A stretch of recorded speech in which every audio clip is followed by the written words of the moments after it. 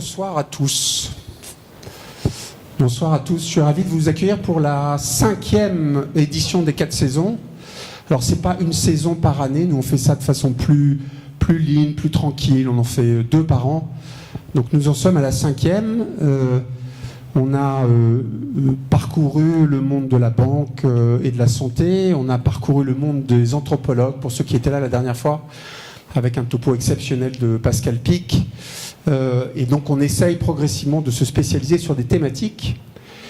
Et cette fois-ci, on a décidé de se focaliser sur le sujet de la mobilité, qui est un vaste sujet, et qui, mieux que moi, est aujourd'hui un des sujets d'actualité, puisque je vous laisse regarder.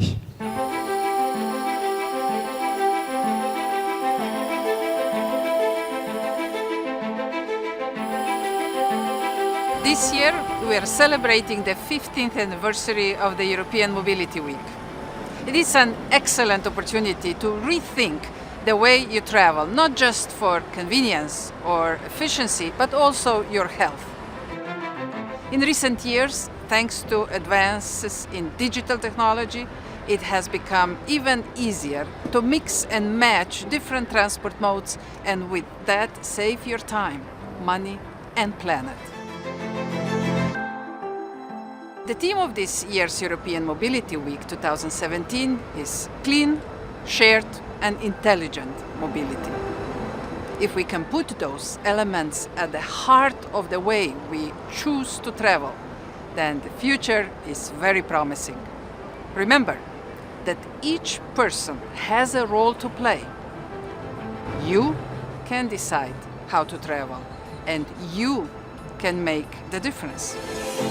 Join one of the many activities that will take place during the Mobility Week in European cities or globally, like in Turkey, Argentina, Japan, and many others. Make sure that your actions locally will have an impact globally.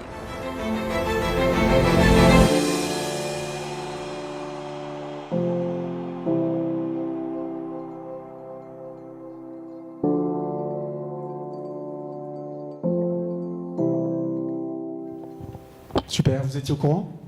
Non? Qui était au courant de European Mobility? Ok, il paraît qu'il y a aujourd'hui en France des événements particuliers sur la mobilité. Et pour être très franc avec vous, on n'était pas au courant non plus. Donc on est très content que ce soir soit un événement particulier sur la mobilité. Alors l'État, après réflexion, s'est interrogé sur ce que signifiait la mobilité. Et on a essayé de faire un lien entre la mobilité et le digital. Alors évidemment, sans aucun lien avec quoi que ce soit, la première mobilité dont tout le monde parle, c'est la marche. Être en marche. Important. En même temps. Important. Après, la trottinette, le vélo, les voitures et la fusée, c'est naturellement tout ce dont tout le monde parle quand on parle de mobilité. Et la problématique à laquelle nous sommes aujourd'hui confrontés, c'est en quoi ces sujets-là sont eux-mêmes disruptés ou confrontés à la mobilité, et est-ce que l'événement ou les événements ou l'utilisation des nouvelles technologies modifie radicalement ces sujets-là. Et donc, merci Com de changer de slide. Et donc, on rentre dans un environnement où la mobilité n'est plus seulement de marcher, de prendre un vélo, d'utiliser une voiture ou d'utiliser une fusée pour aller sur Mars. Mais le sujet, c'est bien de modifier cette thématique de la mobilité par l'utilisation des nouvelles technologies, évidemment par les smartphones, évidemment par l'intelligence artificielle dont on va parler de ce soir, et donc de considérer que la mobilité de demain n'est naturellement pas la même que celle dont qu'on a vécu ensemble avant. Que c'est plus seulement marcher, c'est plus seulement prendre un vélo, même si c'est plus écologique que les voitures, c'est pas seulement Tesla avec les belles voitures, ou les superbes trains de la Silicon Valley, ou les avions écologiques, mais c'est autre chose. La mobilité, c'est se connecter à distance. J'ai mon fils qui vit à Singapour, je le vois plus souvent aujourd'hui que quand il était à Angers. Intéressant. C'est donc utiliser des smartphones, c'est utiliser des tablettes, c'est utiliser l'intelligence pour capter la bonne information au bon moment et décider au bon moment. C'est savoir se connecter pour prendre les bonnes décisions, c'est savoir partager de l'information, c'est savoir communiquer créer des communautés et des réseaux qui ont plus d'intelligence ensemble que, évidemment, tout seul. Et donc on vous propose ce soir d'avoir un tour d'horizon rapide et probablement incomplet de ces sujets qui modifient radicalement ce mode de la mobilité pour nous-mêmes, pour nos enfants et nos petits-enfants, avec 3 séquences particulières. Évidemment, parler de nos clients. Pour tous les professionnels, les clients sont toujours très importants. Et donc, expérience des clients et mobilité, savoir comment nos clients vivent ça et comment les entreprises doivent considérer cette nouvelle mobilité de nos clients dans leur façon de travailler et dans la considération qu'ils ont.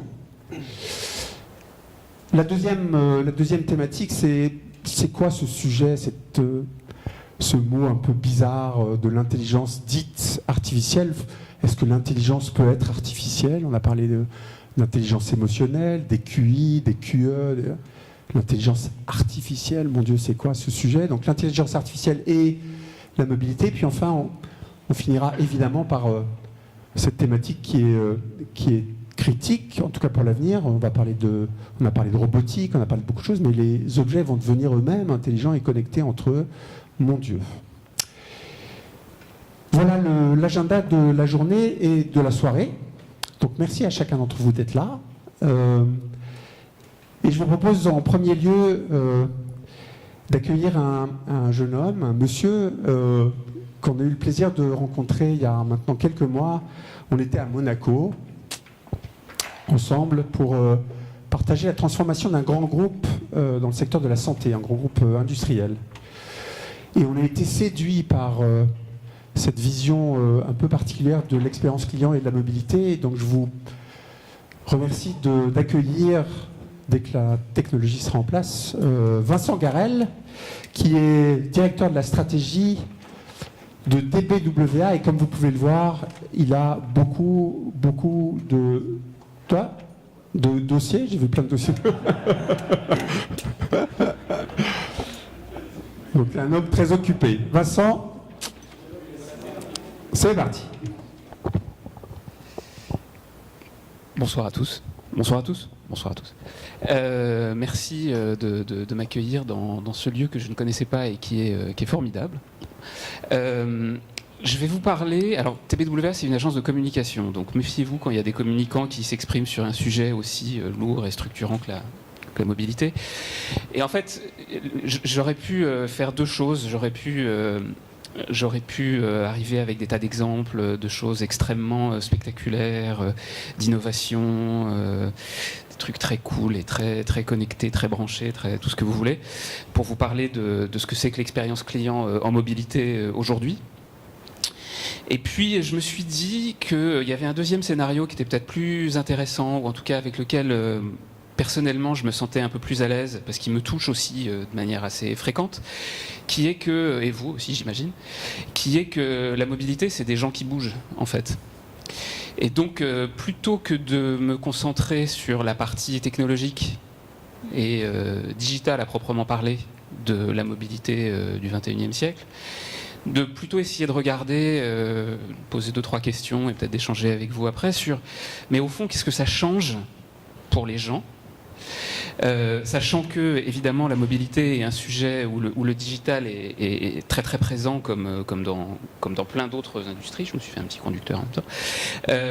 Mais la mobilité a probablement ça de particulier par rapport à d'autres sujets où le digital intervient, ou en tout cas c'est un trait qui est très marqué, c'est que la mobilité est un sujet brouillon. Et je pense que si vous circulez dans Paris en ce moment en voiture ou en transport en commun, ou si vous prenez le train ou l'avion, vous vous rendez compte de manière très personnelle à quel point la mobilité peut être un sujet brouillon et à quel point le digital, quand il vient se connecter sur le brouillon, apporte parfois du simple et parfois beaucoup de brouillon en plus. C'est de ça que j'avais envie de parler avec vous aujourd'hui. Et je vais commencer, puisqu'on parle d'humain, par vous mettre dans une situation très précise, et qui est donc une situation de mobilité complètement foirée. Et donc qui demande un tout petit peu de projection. Imaginez que vous arrivez dans une grande ville du monde. Allez, on va prendre New York. comme En Marche en même temps hier. Voilà. Vous arrivez à New York, vous sortez après, donc normalement si tout va bien, 8 heures d'avion, vous débarquez, vous êtes un peu cuit forcément, parce que l'expérience du voyage aérien moderne, on en reparlera, est une expérience qui est tout sauf détendante, donc vous arrivez un petit peu grillé, un peu corrodé au contact. Vous arrivez à JFK.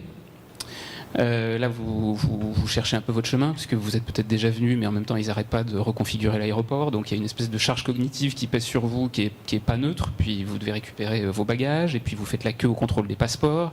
Et puis, maintenant, le contrôle des passeports, il y a au moins 3 files à JFK, puisque soit vous avez l'ESTA, soit vous n'avez pas l'ESTA, soit vous avez un visa, soit vous n'avez pas de visa, soit c'est l'ESTA que vous avez pour la première fois, donc il faut l'initialiser. Et il y a des gens qui vous crient dessus en vous disant c'est par là, et des bandes de couleurs sur le sol, un peu comme dans les couloirs d'hôpitaux pour vous dire c'est par là qu'il faut aller. Mais évidemment, comme les gens parlent très fort et qu'il y a une espèce de masse humaine qui veut essayer de faire le moins longtemps possible la queue, la confusion est totale.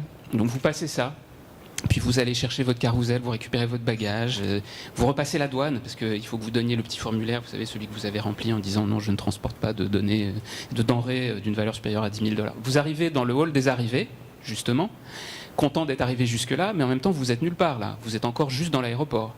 Là, pareil, vous cherchez les taxis, ou si vous avez de la chance que vous voyagez dans des bonnes conditions, il y a une voiture qui vient vous chercher.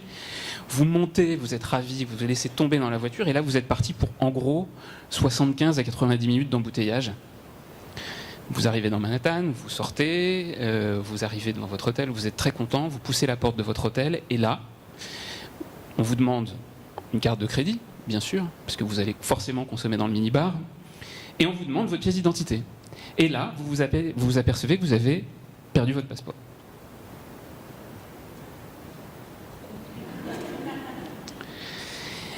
La raison pour laquelle je prends ce cas-là, qui est un cas évidemment un peu extrême, enfin vous pouvez le diminuer, je dirais, même de 50% d'intensité, et vous arrivez dans une situation de mobilité qui est quand même bien moisie.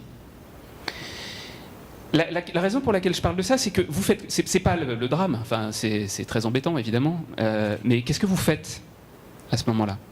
C'est-à-dire que le sujet de cette expérience de mobilité maintenant vient de basculer d'une trajectoire avec une destination, peut-être un objectif, des choses à faire, à une situation de recovery. Donc qu'est-ce que vous faites ? Est-ce que vous appelez l'aéroport, mais en même temps quel numéro ? Est-ce que vous appelez la Port Authority ? Est-ce que vous appelez le service des objets trouvés de la ville ? Est-ce que vous appelez peut-être la compagnie de taxi ? Vous ne savez pas du tout où il est tombé votre passeport par ailleurs. Donc qui vous appelez ? La voirie, le commissariat du coin.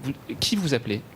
Et puis même si vous arrivez à trouver le bon contact, est-ce que ces gens-là vont répondre au téléphone ou est-ce qu'il faut les contacter par leur page Facebook ? Est-ce qu'ils se servent de Twitter comme d'un canal de service client ? Bref, les solutions possibles à votre problème, elles sont, 1, très complexes, et 2, pour vous, Français arrivant dans je parle de New York, mais ça pourrait être ailleurs, inconnaissables. Vous ne savez pas. Vous ne pouvez pas savoir.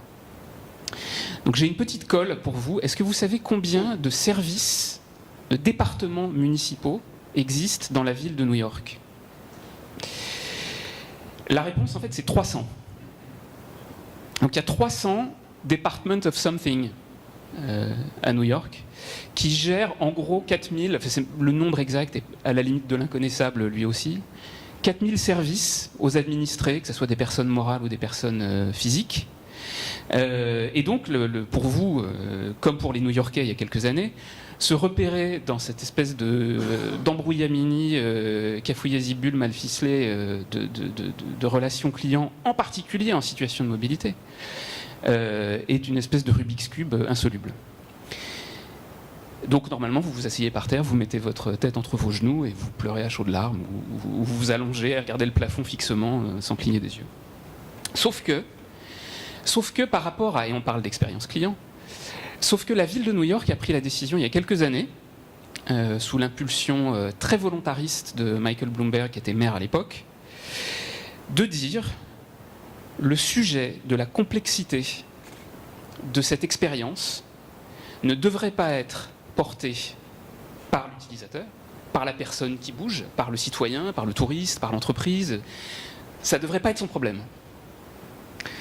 Le sujet de cette complexité, la charge lourde de cette complexité, en gros, c'est nous qui l'avons créée, nous, la ville, donc c'est à nous de la porter, de la soulever à la place du client, de l'usager, de la personne. Et donc, ils ont créé un service qui est aujourd'hui existe dans pas mal d'autres villes, qui s'appelle 311. Donc, si vous regardez les séries télé, vous savez que le 911, on appelle police secours, que 411, c'est les renseignements, et 311, en gros, c'est tout le reste. C'est-à-dire un point de contact unique, simple, entre tous les services de la ville, et les usagers de la ville, qu'ils soient résidents permanents ou touristes, ou en déplacement, ou entreprise. Et en fait, la raison pour laquelle je partage avec vous cette espèce de faillite absolue d'une expérience de mobilité, c'est pas tellement pour vous parler de la catastrophe de la perte du passeport, c'est juste pour commencer à développer un thème qui, pour nous, pour moi, est central. C'est qu'aujourd'hui, le sujet, une bonne expérience client en mobilité, c'est une expérience simple. Et que le fait de pouvoir proposer, en tant qu'acteur de la mobilité, quel que soit le bout par lequel vous attrapiez l'expérience, cette simplicité est parfois extrêmement compliquée, en fait. Il ne suffit pas de le décider. Ceci étant, si on ne se met pas à la place du client, et si on ne décide pas qu'en fait, le problème qu'on est en train de mettre entre ses mains ne devrait pas être le sien, mais le nôtre, tant qu'on ne fait pas ça, en gros, on se résout à proposer, dans un univers de mobilité qui est de plus en plus riche, de plus en plus compliqué, de plus en plus multimodal, des expériences qui sont par nature, je dirais presque génétiquement insatisfaisantes. D'autant plus que si on continue à traiter le sujet du point de vue du client, les attentes en termes d'expérience ont quand même bougé pas mal. Elles ont bougé pas mal et on a... je ne sais pas si vous avez récemment pris l'avion et si vous êtes approché d'un comptoir Air France. Et sur les comptoirs Air France, maintenant, il y a un petit panneau, à Charles de Gaulle, j'ai vu ça encore il y a quelques jours, qui rappelle aux voyageurs les règles élémentaires de courtoisie vis-à-vis de la personne qui est de l'autre côté du comptoir.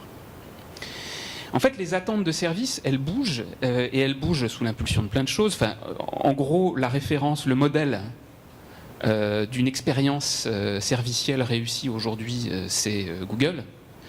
Et Google, pas parce que c'est un puissant fond de connaissances, mais parce que les attentes que Google fait naître, c'est des attentes de fluidité, des attentes d'immédiateté et des attentes de on-demand.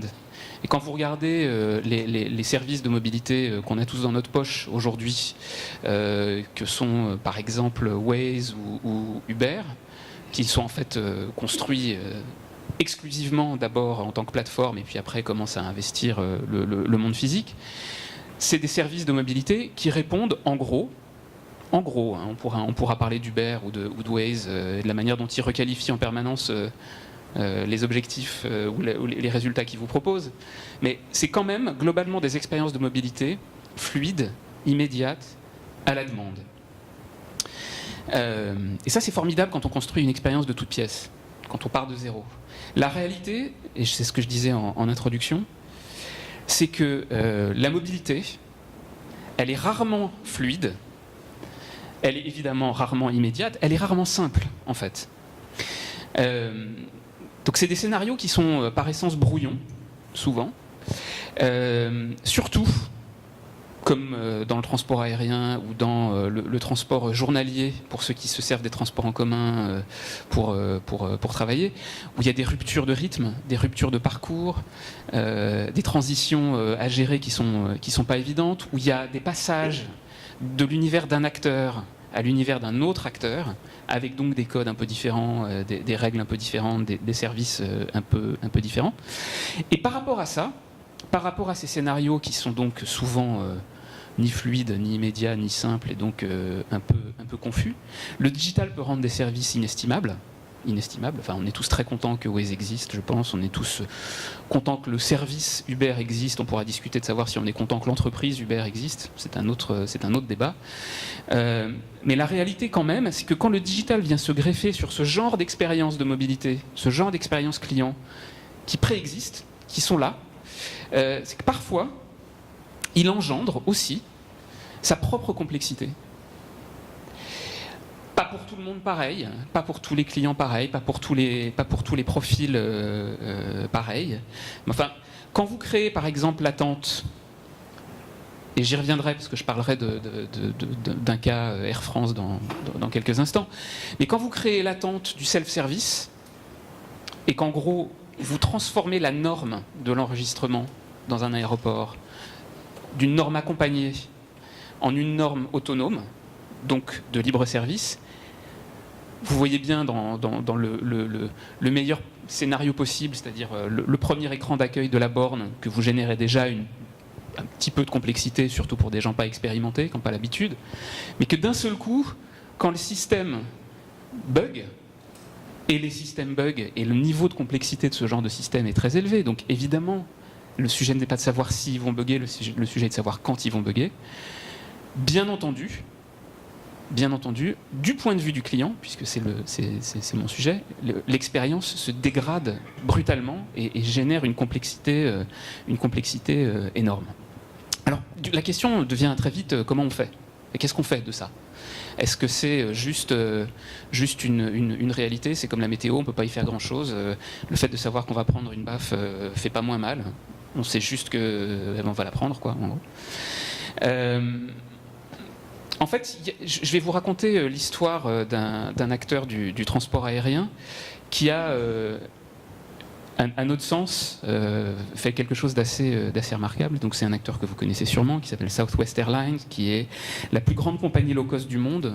Ils transportent à peu près 100 millions de passagers par an, ils font 4000 vols par jour, ils desservent plus de 100 destinations. Je dis tout ça pour dire que ce ne sont pas des bisounours, c'est des gens à qui la complexité ne fait pas peur. Et par ailleurs, ils ont construit une flotte de centaines d'appareils, ils ont une espèce de track record opérationnel qui est excellent. La raison pour laquelle je parle de Southwest Airlines, c'est qu'en fait, ils ont décidé, malgré la volumétrie industrielle de leur activité, malgré le caractère low cost de leur activité, que la satisfaction client par rapport à l'expérience serait au cœur de leur positionnement. À tel point que leur symbole boursier, c'est LUV, L-U-V. Ça pourrait être SWA, Southwest Airlines, mais non, ils ont décidé qu'à Wall Street, on les connaîtrait sous le nom de LUV. On ne peut pas être plus explicite que ça, à la fois dans sa proposition de service et dans la vision de son business model. C'est-à-dire que pour les analystes, si les gens aiment moins Southwest Airlines, son business est donc objectivement moins performant. Donc c'est beaucoup de vols, et donc forcément beaucoup d'incidents aussi. Et donc vous seriez une compagnie normale, vous ne seriez pas Southwest, qu'est-ce que vous feriez ? Vous feriez des post-mortem, vous feriez des réunions techniques d'exploitation, vous processeriez au mieux que vous pouvez la volumétrie de votre activité. Southwest Airlines a inventé un système sans rien remettre en cause de son excellence industrielle, qui est une réunion qui a lieu tous les jours à 9h au siège de la compagnie à Dallas, et qui s'appelle le Mom Flight Meeting. Qu'est-ce que c'est que le Mom Flight Meeting ? Donc c'est une réunion technique d'exploitation, sauf qu'ils ne l'ont pas appelé RTE ou The 9 O'Clock Meeting, ils l'ont appelé The Mom Flight Meeting, et en fait la question que ce point de passage quotidien vise à traiter, et la question qui est posée donc à tous les participants, c'est dans les vols de la veille, combien d'entre eux auraient été embarrassants pour vous si votre mère avait été passagère dessus ? Alors évidemment, l'exercice n'est pas du tout pour finalité d'imaginer des scénarios familiaux forcément tendus. En fait, la seule finalité de l'exercice, c'est de pousser une entreprise industrielle de 53 000 personnes à se mettre à la place du client. Et donc à imaginer sa performance au-delà des silos et Dieu sait qu'une entreprise comme une compagnie aérienne est forcément organisée en stylo, parce qu'il y a des principes d'excellence opérationnelle métier par métier qui sont pour le coup non négociables.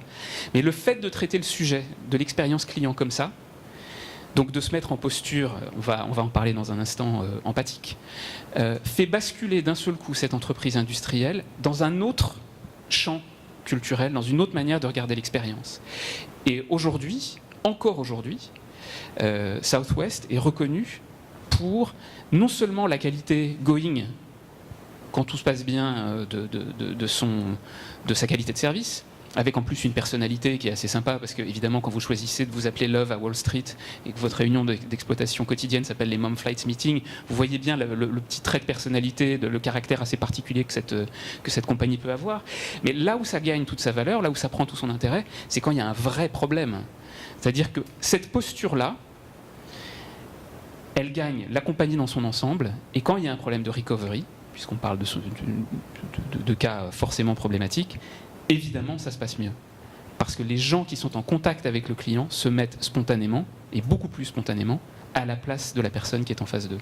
C'est vrai en face à face, et c'est vrai aussi dans les fils serviciels, dans les plateformes servicielles que Southwest utilise. C'est-à-dire que je ne suis pas en train d'opposer l'attention humaine à l'empathie digitale, car cette empathie peut s'exercer aussi dans des canaux digitaux. On peut être empathique sur Facebook et sur Twitter, avec ses clients, avec ses publics, à condition de le décider. Donc, je le disais il y a un instant, la clé, c'est l'empathie, en fait.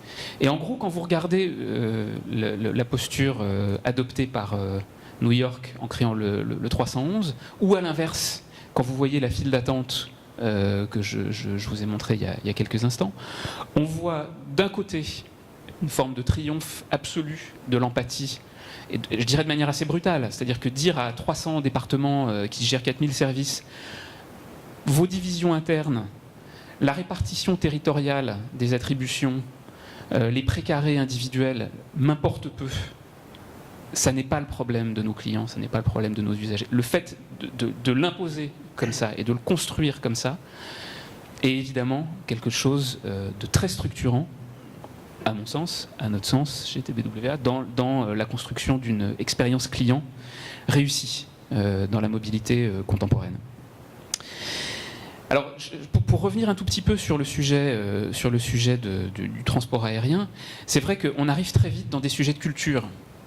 C'est-à-dire qu'en gros, quand on parle de mobilité, souvent, et en particulier de mobilité, de scénarios de mobilité existants, donc vous parlez à des acteurs qui sont des acteurs qui probablement préexistent à l'émergence du digital et des objets connectés, vous arrivez très vite dans des problèmes de culture et très vite dans des problèmes d'organisation. Et ce que Southwest Airlines a très bien réussi, ce qui est assez difficile, c'est comment on arrive en gros à processer l'empathie.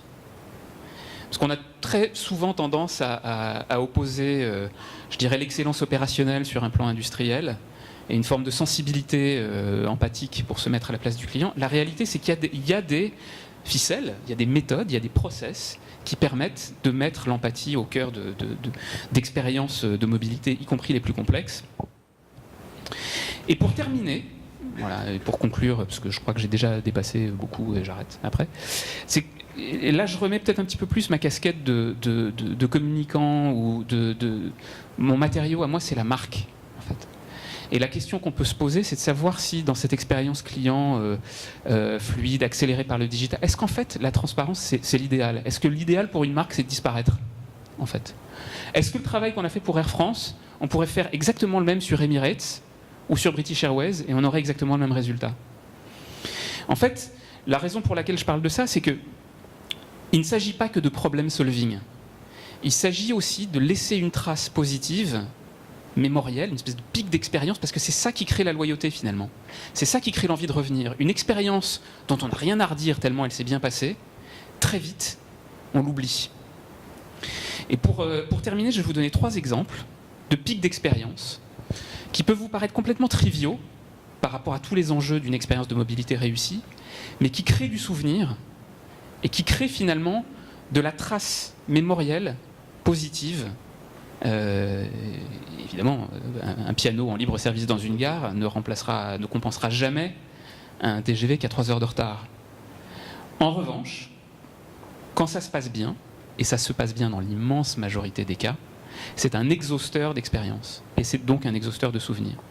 Virgin Atlantic, il y a quelques années, avait lancé sur ses plateaux repas dans sa classe affaires, qu'ils appelaient par ailleurs upper class, donc c'est formidable en termes de caractère et de personnalité, un petit duo de salières et de poivrières qui s'appelait Orville et Wilbur, comme les frères Wright, les inventeurs de l'aviation. Très joli, un peu design en métal argenté, et quand on soulevait, on retournait, là, ils se sont aperçus que les gens les volaient, évidemment, tellement c'était joli. Et donc, sur les pattes de Orville et Wilbur, il y avait écrit « Pinched from Virgin Atlantic ». Très joli. Et dernière chose, plus récente, Air France, donc, qui vise évidemment à faire passer ses clients dans un mode beaucoup plus autonome, beaucoup plus libre-service, se pose la question aussi de savoir qu'est-ce que ça veut dire finalement de signer Friends is in the Air. Et en fait, la réponse à cette question, c'est de créer de ci, de là, des petits marqueurs d'expérience, dans des moments où on est les plus à même de les apprécier. Il y a quelques semaines, je pense que vous l'avez vu, bon, pour certains d'entre vous, ils ont lancé un chewing-gum, le chewing-gum du débouche-oreille quand on descend et que d'un seul coup, la différence de pression fait que... Et donc ils ont lancé 2 de gommes à mâcher, parfum macaron pistache et parfum crème brûlée. So French. Donc, pour terminer, et c'est vraiment ma conclusion, 5 points que je voulais laisser avec vous dans cette expérience client de la mobilité digitale. La complexité, c'est pas le problème de votre client, malheureusement, c'est le vôtre, y compris, doublement malheureusement, celle qui pourrait être apportée par l'irruption du digital dans les parcours que vous créez. Le 3e point, c'est l'empathie, ça se processe. Voilà. Donc même quand on n'est pas très bon, même quand on est très froid, même quand on est très industriel ou très technique par nature, on peut trouver des solutions, des manières de faire qui font rentrer l'empathie. Il y a des moments de vérité sur lesquels, évidemment, il faut mettre le poids du corps à la fois en plein et en creux, donc positif ou négatif, et en particulier créer des pics d'expérience, parce que, évidemment, une expérience de mobilité sans couture est une expérience réussie, mais une expérience de mobilité dont on se souvient, c'est une expérience sans couture, avec quand même quelques petites traces mémorielles. Voilà, j'ai terminé, je vous remercie de votre attention.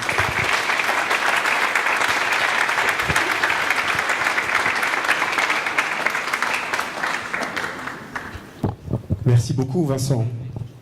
Superbe expérience. J'espère que vous avez bien voyagé pendant une petite demi-heure. Je vous propose d'aller directement dans la deuxième partie. Pour tous ceux qui veulent poser des questions à Vincent, évidemment, vous pourrez le faire pendant non pas la pause, parce qu'il n'y en aura pas, mais après les différentes présentations. Après l'expérience client, il fallait naturellement qu'on réfléchisse à l'intelligence artificielle et aux nouvelles technologies. Et je ne pouvais pas ne pas inviter quelqu'un qui est devenu un ami, qui est devenu un compagnon de fortune pendant quelques années. Et je ne savais pas comment le présenter. Et donc j'ai essayé de faire un lien avec notre précédente réunion. En fait, ceux qui étaient là la dernière fois ont eu le plaisir d'écouter Pascal Pic. Pascal Pic, c'est un paléoanthropologue qui nous a expliqué comment, de l'état de singe, on pouvait devenir humain et redevenir un peu digital, c'est-à-dire même niveau qu'un humain, qu'un singe, si je puis dire. En fait, la personne que je vais vous présenter, j'ai le très grand plaisir de le recruter et de l'accompagner un petit moment, pas longtemps, chez IBM. Il a pris son envol beaucoup plus vite qu'on pouvait l'imaginer.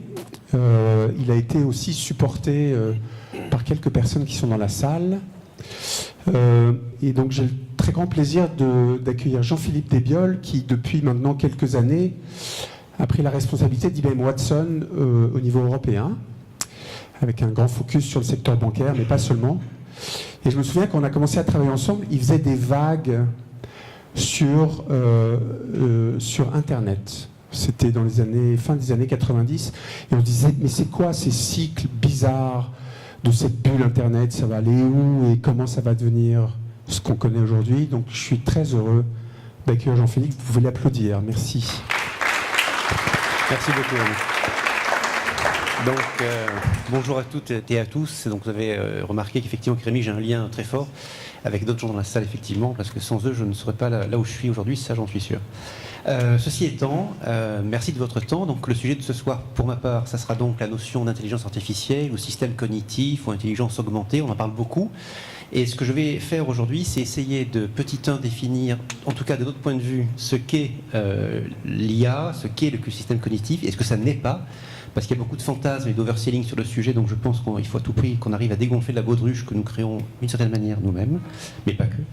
Le deuxième sujet, c'est une fois qu'on aura compris ce que c'est qu'est-ce qu'on fait, qu'est-ce qu'on sait faire, et ensuite essayer un petit peu d'avoir un recul et le sense learn à propos de ce sujet. Alors, on est parti, comme ça, on va droit au but. Le premier point, c'est que ce que vous voyez à droite, c'est une revue nord-américaine West Coast qui s'appelle Wired, et en fait, le titre, donc, c'est la fin du code. Je vais être très sincère avec vous, je vais encore une fois assez blanc-noir pour aller, encore une fois, éviter les chemins de traverse. C'est le meilleur executive summary sur ce qui est en train de se passer autour du cognitif que je n'ai jamais vu depuis maintenant 8 ans que je fais du cognitif dans le monde entier. À cette période de la vie, j'habitais à New York en l'occurrence, et donc je faisais beaucoup New York, San Francisco, parce qu'on a 2 centres dans les deux côtes, et ça c'était à l'aéroport. Et j'ai pris cette revue, la fin du code, 4 mots, c'est exactement ce qui est en train de se passer. Ça veut dire quoi? Ça veut dire que le monde qu'on connaît plutôt bien, c'est le monde du code et le monde de la programmation, qui in fine est un monde d'exécution. Ça veut dire quoi? Ça veut dire que quelqu'un du business demande à l'IT de faire quelque chose, il essaie de lui expliquer, l'IT essaie de comprendre, fait un programme, run le programme, débug le programme, met en production le programme. Ça, c'est un programme qui fait ce pourquoi il a été designé. Ça, c'est le monde qu'on connaît depuis un siècle. Ça exécute. Bien ou mal, c'est un autre débat, mais ça exécute. Le monde où on va est un monde d'apprentissage. Ça change tout. Ça veut dire que c'est un monde où nous arrivons avec un système qui a une certaine intelligence, qu'on pourrait d'ailleurs, de manière plus précise, qualifier à une capacité d'apprendre, et des hommes et des femmes de métier, quel que soit le métier, la santé, la banque, les telcos, le pétrole, l'énergie, ce que vous voulez, vont devoir passer du temps pour apprendre à la machine à penser, à agir, à décider. Si vous avez bien écouté ce que je viens de vous dire, vous avez tout compris. Et ça ne fait que commencer. D'où tous les débats qui sont en train d'apparaître sur quel est le rôle de l'homme, au sens asexué du terme, des femmes, vis-à-vis de la machine. Pourquoi ? Parce qu'on ne touche plus à l'exécution, on ne touche plus d'une certaine manière à la programmation, si j'étais provocateur, on touche à 3 choses qui sont le savoir, le savoir-faire, le savoir-être. C'est-à-dire vous, nous, en tant qu'être humain. C'est ça qui est en train de se passer. Et c'est pour ça qu'il y a beaucoup cette notion de système apprenant qui revient sur le devant de la scène, parce que c'est une réalité. Le deuxième point qui est important à noter, si vous croyez que ce phénomène est une vague, en l'occurrence, et pourtant Dieu sait si j'en ai fait des vagues, à tout point de vue, ou si c'est conjoncturel, c'est en fait, je pense que vous vous trompez, je ne sais pas si vous le pensez, mais en tout cas je vous donne mon avis, après vous ferez votre propre avis, c'est structurel ce qui est en train de se passer. C'est une révolution, et en l'occurrence quand vous voyez le titre, c'est pas un titre fait par IBM, c'est pas un titre fait par Jean-Philippe, c'est un titre que le forum de Davos en mars 2016, l'un des outcomes des travaux de Davos avait été de dire nous sommes rentrés dans ce qu'ils appellent la 4e révolution industrielle. Cette 4e révolution industrielle est la résultante d'une combinatoire de différentes technologies, dont l'IA. Donc là encore, on dégonfle la baudruche, c'est-à-dire que l'IA, c'est pas l'alpha et l'oméga de ce qui est en train de se passer. Simplement, l'IA est un vecteur, est un driver extrêmement puissant de cette révolution industrielle. Vous me suivez jusque-là? Donc, deux idées importantes. Merci beaucoup, c'est très gentil. Là, tu peux cliquer 4 fois, comme ça on fait la totale. Le premier point, c'est que si après vous posez la question, est-ce que l'IA c'est nouveau? Alors, la réponse est clairement non, puisque les premières personnes qui ont commencé à parler d'intelligence artificielle, c'était dans les années 50, ou plus précis 1956, où fondamentalement un certain nombre de chercheurs, de scientifiques, d'informaticiens ont commencé à se dire, finalement aujourd'hui, c'est toujours l'homme qui a dû s'adapter à la machine. Il serait temps que la machine commence à s'adapter à l'homme. On parle d'expérience client, de mobilité. Donc c'est un petit peu l'état d'esprit qui a commencé à poser les bases, les fondamentaux des travaux qui donnent lieu aujourd'hui, là où on en est, sur l'IA, les systèmes cognitifs. D'un point de vue IBM, on a 3 éléments marqueurs, en tout cas de notre histoire, pour essayer de démontrer au marché notre avancement. Là, ce que vous voyez, c'est la facette émergée de l'iceberg, par définition, puisque c'est médiatique.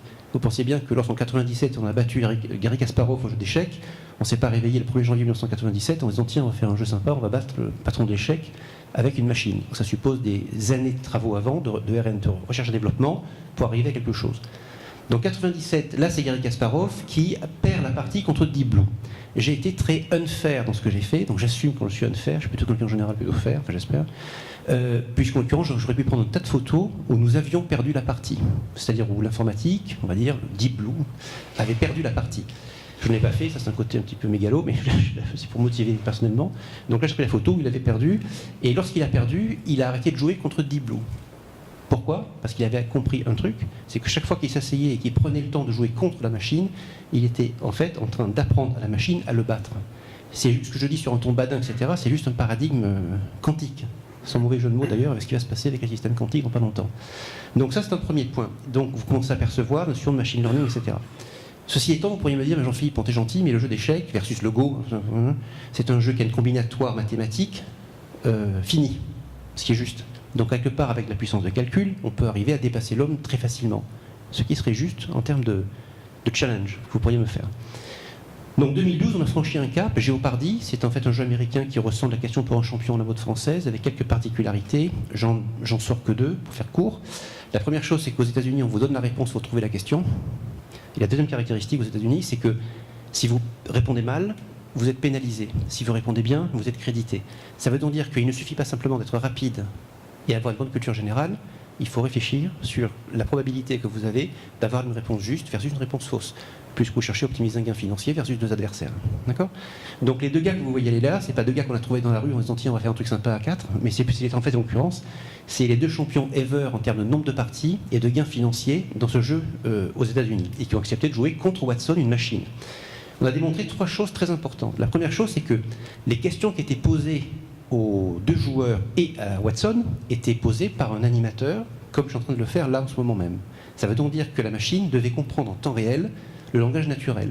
C'est pour ça que vous entendez beaucoup parler dans le système cognitif, dans l'IA, d'une notion qu'on appelle le NLP, Natural Language Processing, NLU, Natural Language Understanding, et d'une certaine manière, ça va commencer à arriver de plus en plus, la partie génération de langage naturel. Mais peu importe pour l'instant, le système-là devait comprendre, cette machine-là, devait comprendre la question qui lui était posée en quelques millisecondes. Exactement comme vous êtes en train de faire en ce moment même, au moment là où je vous parle. Une fois que j'ai compris la question qui est posée, l'intention, il faut que je puisse répondre à la question de manière juste pour pouvoir gagner ce jeu finalement. Alors comment ça fonctionne ? Watson fonctionne finalement comme votre cerveau, d'une certaine manière, avec quelques différences. C'est qu'il va ingérer au sein d'un corpus d'informations une quantité extrêmement importante de documents structurés ou non structurés. La grande différence entre, je dirais, l'être humain et la machine de ce point de vue-là, c'est que la machine est complètement illimitée en termes de capacité d'ingestion. Alors que nous sommes tout un chacun limités, aussi brillant soit-on, à un moment donné, on sature, ça s'appelle la saturation. On ne sait plus ingérer, voilà. On va trier, mais on ne sait plus ingérer. La machine, de ce point de vue-là, aura une capacité qui sera complètement illimitée. La deuxième grande différence entre l'être humain et la machine, c'est que les Américains disent beaucoup que ce type de système sont des evidence-based systems. Ça veut dire quoi ?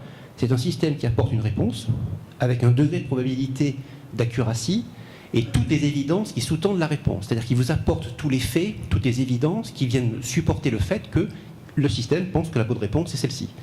Et la grande différence entre, si je puis dire, les systèmes cognitifs et l'être humain, c'est que le système cognitif, lui, ne ment pas. L'être humain a une grande capacité à inventer des réponses qu'il n'a pas forcément. Je ne dis pas que vous mentez, hein, mais simplement c'est une caractéristique humaine. De ce point de vue-là, on pourrait dire que la machine n'a pas ce biais-là. Elle en a d'autres, hein, mais en tout cas, elle n'a pas celui-là. Donc vous commencez à réfléchir, ce que je travaille dans la banque, je travaille dans les telcos, je travaille dans d'autres domaines d'activité. C'est un type de système qui peut être extrêmement intéressant pour revitaliser une expérience client dont l'un des écueils aujourd'hui est le total manque de confiance entre le client et l'entreprise. Parce que je sais que les entreprises se foutent complètement de ce que je veux. Elles fourguent. C'est la semaine du blanc. Je parle comme ça à mes clients, vous avez des clients dans ma salle, mais c'est ce que je pense. Au moins, vous avez l'intégrité de bout en bout. La troisième caractéristique, c'est que là aussi, si vous regardez les parties de Jeopardy, vous verrez toujours qu'au départ, Watson ne comprend pas les questions. C'est ridicule. Watson répond mal aux questions. Ça devient même risible. Et au fur et à mesure, l'accuracy monte, jusqu'à l'ultime objectif, quand on a gagné, on a battu les deux protagonistes en question. Donc là encore, il n'y a pas de magie, il y a un entraînement, il y a beaucoup de travail qui est supposé par ce type de système. Je ne veux pas que vous quittiez cette salle en pensant que ces systèmes-là arrivent naturellement et de manière, je dirais, quasiment magique, à un degré d'intelligence. C'est faux. En tout cas, c'est faux avec nous. L'autre point qui, moi, m'a été le facteur de motivation le plus fort, c'est quand j'étais à l'époque basé en Asie cette fois. Avant de partir aux États-Unis, j'étais en Asie, à Singapour en l'occurrence, comme le fils de Rémi. En fait, j'ai commencé à travailler avec Watson lorsque c'était un projet de R&D et lorsque j'ai vu ce qu'on faisait dans le domaine du cancer. C'est-à-dire qu'en fait, les premiers cas d'application professionnels ont été dans le cas de l'oncologie. Et lorsque j'ai vu ce qu'on faisait dans le cancer, je n'aurai pas le temps aujourd'hui de vous montrer, mais je me suis dit ce qu'on fait dans le cancer, c'est ce qu'on devrait faire dans d'autres secteurs d'activité, en ingérant des millions de documents médicaux et en aidant les professeurs de médecine à capitaliser sur leur savoir et à aider leurs patients. Je ne rentre pas dans le détail ce soir, je n'ai pas le temps. Donc premier point, compréhension du langage naturel. Deuxième point, un système cognitif est un système probabilistique, non pas déterministique, et qui obéit à des évidences, et qui vous sommet les évidences par rapport à une réponse qui vous est donnée. Et troisième caractéristique, machine learning, deep learning. Capacité d'apprendre, comme tout un chacun, dans nos vies, jusqu'à notre mort. Le sujet, c'est qu'on parle beaucoup des digital natives. Je pense qu'on pourrait d'ores et déjà commencer à parler des cognitive natives, qui ont une appréhension de ce sujet-là qui sera radicalement différente de la nôtre. On verra laquelle, mais elle sera différente. Un grand merci.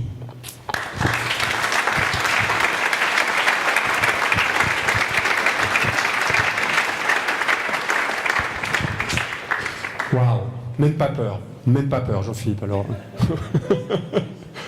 moi j'ai pas peur. Je sais pas si vous avez peur, mais on a un membre qui s'appelle Emmanuel Tognotti. Je ne sais pas si vous le connaissez, qui a fait une intervention brillante à la première des 4 saisons. C'est un éminent consultant suisse. Tout le monde n'est pas parfait. Qui dit que 90% des comités de direction des entreprises industrielles fonctionnent sur la peur. Ils ont peur des clients, ils ont peur des technologies, ils ont peur des actionnaires, ils ont peur des employés, ils ont peur des syndicats. 100% des comités de direction des startups fonctionnent sur l'envie. Devinez qui va gagner. Merci Jean-Philippe.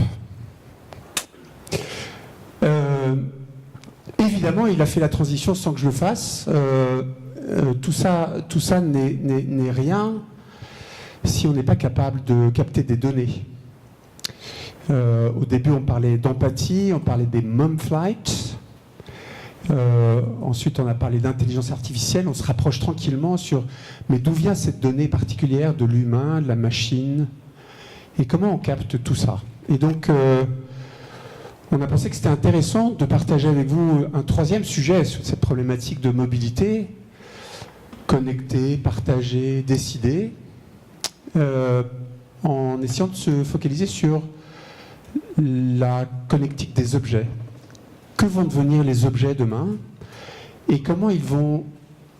Alors, j'aime pas le terme nous remplacer, comme l'a dit Jean-Philippe très justement, faire que l'humain soit augmenté. On a parlé de réalité augmentée, on a parlé d'intelligence augmentée, et donc on va parler d'humain augmenté avec les technologies de l'IoT, des objets connectés mobilité. Et donc je suis très heureux de donner la main à Com Pinchard, Jean-Marc Vauguier de Zèbre et Edwin Colella. Je vous remercie de les applaudir.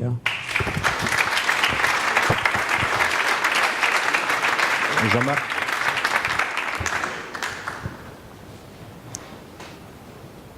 Donc, je vais introduire le sujet brièvement, mais il y a beaucoup de choses qui ont déjà été dites parce qu'on va retrouver les mêmes thèmes vus d'un angle un petit peu différent, mais tout ça se rejoint. Donc, comme Pinchard, moi je suis en charge du groupe Transformation technologique et particulièrement du groupe Objets connectés et la création de valeur à travers les objets connectés. Donc moi, le sujet est peut-être extrêmement technique, mais j'ai voulu le prendre par un autre biais. Je voulais vous emmener à la chasse au trésor. En réalité, ce trésor, ces mines d'or, pèsent 15 000 milliards de dollars en 15 ans, selon Accenture. On parle là en fait de l'Internet industriel ou de l'Internet des objets dans le monde B2B et de l'industrie. Alors évidemment, la question, c'est de savoir, mais où sont ces mines d'or? Comment est-ce qu'on y accède? Donc déjà, ça va nous amener à définir un petit peu qu'est-ce qu'on entend par là. Donc ça a déjà été dit sur les machines qui sont douées ou qui se dotent d'intelligence cognitive. Pour moi, les objets connectés augmentent la capacité de compréhension du monde. On va y revenir. Et créer de la valeur avec, c'est l'art de fournir aux bonnes personnes l'information dont ils ont besoin au moment de la prise de décision. Et ça va être assez important parce que c'est là que l'IA arrive en fait derrière pour aller mettre de l'intelligence sur les capacités sensorielles nouvelles que l'on adresse. Et tout ça se fait grâce évidemment à la prise en compte du contexte dans lequel la décision est prise, et Jean-Philippe l'a extrêmement bien dit. Donc les bonnes personnes, c'est qui ?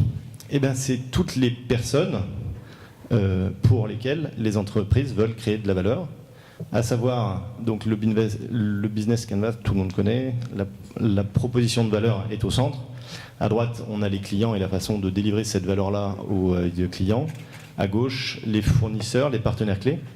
Et puis, évidemment, les employés et tout ce qui va être clé pour les opérations. Donc, évidemment, le client, lui, à travers l'expérience client, enrichi de cette capacité de compréhension du contexte et de le toucher, mais également, évidemment, les collaborateurs pour lesquels les objets connectés vont pouvoir amener énormément de valeur. Alors ça, pour faire deux choses en réalité. Pour augmenter les revenus, création de valeur pure, nouveau business model, ou alors pour améliorer l'excellence opérationnelle, ou alors donner des moments de vérité plus intéressants, et aussi ça peut être utile pour réduire les coûts. L'information, de quoi on parle ? D'où vient-elle ? Eh bien, anciennement, c'est l'humain, à travers les ordinateurs, à travers les smartphones, qui utilisait ses cinq sens, sa compréhension du monde, pour renseigner les machines. On a vu les ERP, on a vu tous les systèmes CRM. Voici le graphique que voulait vous montrer Jean-Philippe, du Gartner, qui montre qu'aujourd'hui, on a à peu près 5 ou 6 millions milliards de smartphones et de PC connectés sur la planète. Et on va arriver à 7 millions en 2020. Alors, les objets, c'est quoi ? Les objets, à travers la connexion et les sensors, se dotent de capacités sensorielles. Donc, les objets sont capables de voir, de regarder par des caméras, d'écouter les micros, mais aussi de goûter la salinité de l'eau, de goûter le sang, de voir s'il y a de la glycémie, par exemple. Ma femme m'a dit, t'as oublié le nez, parce qu'on est capable aussi de sentir la fumée par les détecteurs de fumée, la température, etc. Donc on dote n'importe quel objet quasiment de capacités sensorielles. Et là, Gartner nous dit qu'il va y avoir une explosion de ces points de connexion sur l'Internet, avec une volumétrie de données qui va aussi exploser. Et le contexte, au moment de décider, c'est quoi ? C'est de mettre de l'intelligence contextuelle ou de l'intelligence cognitive derrière pour être capable de savoir quel est le vrai moment où récupérer l'info. Parce que, évidemment, pour faire des services à valeur ajoutée, je prends l'exemple de la poubelle connectée, je ne veux absolument pas que la poubelle me parle en permanence. Par contre, il y a un moment où ça m'intéresse qu'elle me dise quelque chose, c'est au moment de la vider. Et au moment de la vider n'est pas le moment où elle est pleine, parce que quand elle est pleine, j'ai encore une action à faire. Donc j'aimerais le savoir, mais juste avant, en me permettant, connaissant le contexte et les opérations que j'ai à faire, s'il faut que j'envoie un camion poubelle vider voilà, ça va pas se faire immédiatement, et je veux pas de poubelle par terre. Donc on sent bien que la compréhension du contexte, qui peut être extrêmement compliqué, comme on l'a vu dans des systèmes brouillons, dans la ville, devient voilà, c'est pas toujours simple, et c'est par des analyses d'expérience client que l'on va comprendre ces moments, alors peut-être de vérité, mais en tout cas de décision, pour amener réellement de la valeur ajoutée. Alors, en l'occurrence, je passe une petite seconde sur cet exemple-là, puisque c'est un projet qui a été fait à Boston. La poubelle est autonome en énergie. Il y a des capteurs solaires dessus. Donc, elle est capable de compacter les déchets. Donc, on en met 5 fois plus. Ça fait 5 fois moins de passages de camions poubelle. Ça évite 4 trajets sur 5. Ça fait des économies d'à peu près 80% d'essence. De beaucoup d'embouteillages, évidemment. Ça permet d'aider les collectivités dans la gestion des déchets. Et c'est quasiment autofinancé par la pub, puisque c'est dans la ville. Alors, à Paris, on a des sacs plastiques tout moches, transparents, mais voilà. Il y a la possibilité de créer une valeur. Et évidemment, une idée aussi, peut-être de small data, puisque tous ces capteurs, il n'y a peut-être pas besoin qu'ils me remontent en permanence l'état dans lequel ils sont. Peut-être juste de mettre une intelligence aussi au niveau de ces objets pour réellement remonter l'info au bon moment. Donc évidemment, quand on va sur le net, qu'on entend parler d'IoT ou d'objets connectés, ça devient assez vite relativement complexe avec différents niveaux. Et donc du coup, l'écosystème aujourd'hui est prêt. C'est-à-dire qu'en fait, on a l'ensemble des acteurs capables d'amener de la valeur. C'est les pelles et les pioches pour venir creuser ces fameuses mines d'or, ces fameux gisements qui restent à créer. En bas, on a évidemment la compréhension du contexte qui se fait dans chaque verticale métier des entreprises. Donc en fait, on commence à voir où se situent ces fameux gisements qui représenteraient 15 000 milliards de dollars en 15 ans de création de valeur. Au passage, on a fêté les 10 ans de l'iPhone.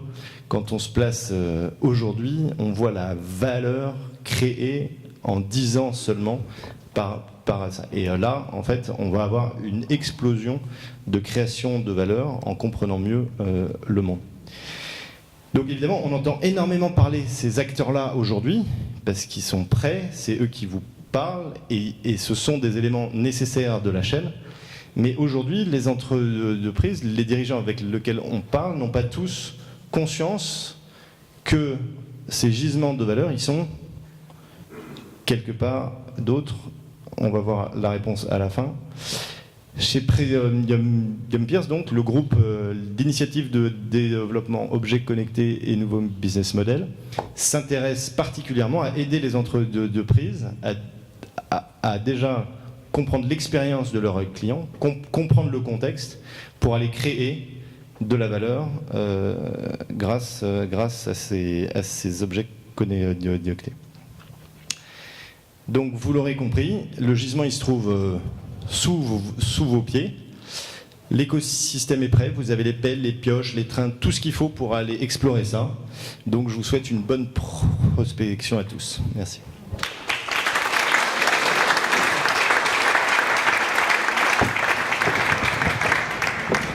Alors moi j'ai utilisé une technologie de pointe pour faire mes slides, donc ça fait un peu de bien de revenir avec des vieilles technos. J'avais pas du tout prévu d'en parler, mais je voudrais rebondir là sur les deux interventions précédentes. Et je n'en parlerai pas de façon détaillée ici, mais j'ai eu la chance d'intervenir pendant de nombreuses années dans l'industrie automobile depuis quelques temps, et qui est probablement une des industries qui est le plus percutée par tout ce que j'ai entendu, c'est-à-dire l'intelligence artificielle, les expériences clients et la connectivité. Je vais juste vous donner un petit exemple. Je vais vous citer une expérience pourrie à souhait, quoi. Dans l'industrie automobile, c'est l'approvisionnement en carburant. Le premier truc qu'on vous balance dans la figure, c'est un voyant rouge pour vous expliquer que si vous ne prenez pas d'essence assez rapidement, ça va mal se terminer, votre balade de mobilité. Après, il y a un deuxième bout d'expérience, alors moi j'appelle ça des coutures, qui vous arrive, qui est de dire, bon, faut que je trouve une pompe à essence. Alors, il faudrait mieux qu'elle soit ouverte, maintenant elles sont de plus en plus ouvertes. Enfin bon, de temps en temps, elles ne sont pas toujours faciles à localiser. Et donc il faut la trouver. Et puis une fois que vous l'avez trouvée, imaginons qu'il pleuve, que vous soyez une femme, qu'il soit minuit, il va falloir, et que vous avez oublié votre sac à main dans le coffre, et que vous allez chercher votre carte bancaire pour la mettre dans le distributeur, et que vous êtes tout seul dans la pompe à essence. Enfin, des expériences comme ça, moi je serais constructeur automobile, je me poserais des questions sur mon avenir. Parce que c'est vraiment un gros sujet.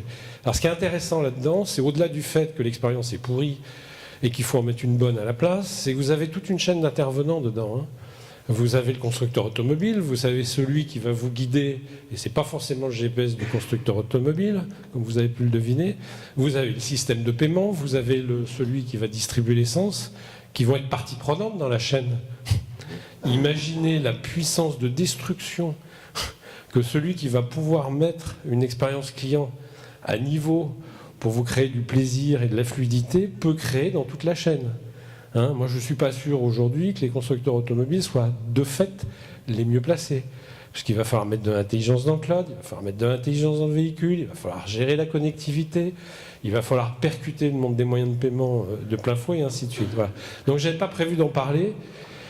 Mais tout ça pour vous dire que l'IoT, comme vous en avez parlé tout à l'heure, concentre beaucoup de sujets. Alors, c'est derrière ce mot-là, tout le monde y met à peu près... Enfin, moi, éventuellement, mais je veux dire, on y met plein de choses différentes. En plus, on a eu le malheur de découvrir l'IoT dans les magasins de la FNAC. J'ai rien contre la FNAC, mais ça ressemblait quand même à du gadget. C'est-à-dire que pendant 3-4 ans, on a cru que l'IoT, c'était le machin qui se connectait et qui allumait une lampe rouge quand vous passiez devant ou qui vous clignait de l'œil, alors que le sujet n'est pas du tout là. Donc on a eu tendance, je trouve, pour les entreprises, à ranger le sujet au fond du tiroir et à se dire, finalement... ça relève un peu du truc sympa, mais enfin, ça ne va pas disrupter notre métier. Oui. Ah oui, pardon. Bon, non. Je vais parler un peu de nous. Donc moi, comme ça doit commencer à se voir, quelques années d'expérience dans le monde des technologies et du conseil. Ça faisait un petit moment que je me posais la question de savoir quel était probablement ce qui allait percuter un peu les modèles économiques de l'entreprise et quelle est la technologie qui allait aider à faire tout ça. Donc j'ai eu la chance de m'associer à un ingénieur en robotique et en intelligence artificielle. Et on s'est dit, comme quoi il n'y a pas besoin d'avoir 25 ans pour créer une start-up. On s'est dit, il y a 4 ans, on va y aller. On ne sait pas très bien ce qu'on va y faire. On est sûr que sur ces terrains de jeu, il y a des choses incroyables à faire. Et on a foncé un peu tête baissée, quoi. Voilà. Alors, on est toujours un peu tête baissée, hein, je vous rassure. Mais en tous les cas, tous les matins, on se lève avec beaucoup d'envie. Et ça ne nous a jamais manqué depuis qu'on a lancé cette entreprise. Donc j'ai essayé de résumer l'IoT en 3 KPI, ce qui est totalement impossible. Mais comme vous disiez tout à l'heure, moi j'ai fait pas mal d'évangélisation. J'ai eu la chance de diriger par intérim un pôle de compétitivité. Et donc j'ai essayé de faire passer plein de messages à des comités de direction qui n'avaient pas forcément envie d'entendre. En tous les cas, peut-être que je m'exprimais mal, mais eux, je ne suis pas sûr qu'ils avaient toutes les oreilles qu'il fallait pour m'entendre. Et donc là, je vais essayer de vous faire passer le message de façon extrêmement pragmatique par rapport à des sujets qu'on a déjà déployés. Alors, je vais commencer, là j'ai fait un peu prof de dessin, juste 2 minutes. Si ce schéma vous inspire quelque chose, c'est globalement, là on peut mettre plein de mots derrière ça, on peut mettre collaboratif, on peut mettre interaction, on peut mettre intelligence partagée, on peut mettre tout ce qu'on veut, interaction éphémère et ainsi de suite. Si vous êtes d'accord à peu près avec ce schéma, dans lequel vous pouvez retrouver des consommateurs, des entreprises, ainsi de suite, et que vous introduisez une entreprise, et puis après vous introduisez des objets ou des machines, hein. Enfin moi je ne fais pas trop la différence entre un objet et une machine, d'accord? Donc vous allez pouvoir, dans ce monde-là, avoir des tas d'interactions qui n'existaient pas, soit pour remonter de la donnée, mais encore plus intelligemment pour créer des expériences nouvelles. C'est-à-dire vous allez pouvoir vous retrouver à des places où vous n'êtes pas. Je vous garantis que des entreprises, entre autres comme Google et compagnie, je veux dire aujourd'hui, sont complètement dans cette logique-là. C'est-à-dire aujourd'hui, ils font un espèce de pointillisme sur chacun d'entre nous, en étant un moment là, un moment là-bas et un moment là-bas. Et petit à petit, je veux dire, la trame, ou on va dire la toile d'araignée est en train de se tisser. Elle est un coup à base d'objets connectés, un coup à base de cloud, un coup à base de je ne sais pas trop quoi. Là, ils ont sorti une nouvelle norme de télécom qui va probablement faire beaucoup de dégâts dans le monde des télécoms avec un Wi-Fi qui leur est propre, enfin ainsi de suite. Voilà.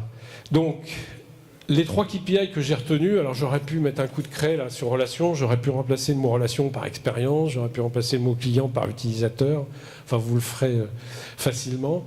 Donc les 3 projets qu'on a déroulés, je vais vous les présenter rapidement à travers ces 3 KPI. Donc relation client, expérience utilisateur, comme vous voulez, la dimension financière ou la dimension économique et la qualité de service qu'on a fait. Donc 3 projets qui sont dans des univers très très différents. Un qui a été fait avec le département du Loiret, ça c'était un de nos premiers gros projets. En gros, le sujet, c'était d'augmenter la qualité de service. Un département, aujourd'hui, dépense à peu près 40 millions d'euros par département. Vous en faites 100, vous voyez à peu près la masse, comme ça a l'air d'actualité, enfin aussi se pencher là-dessus.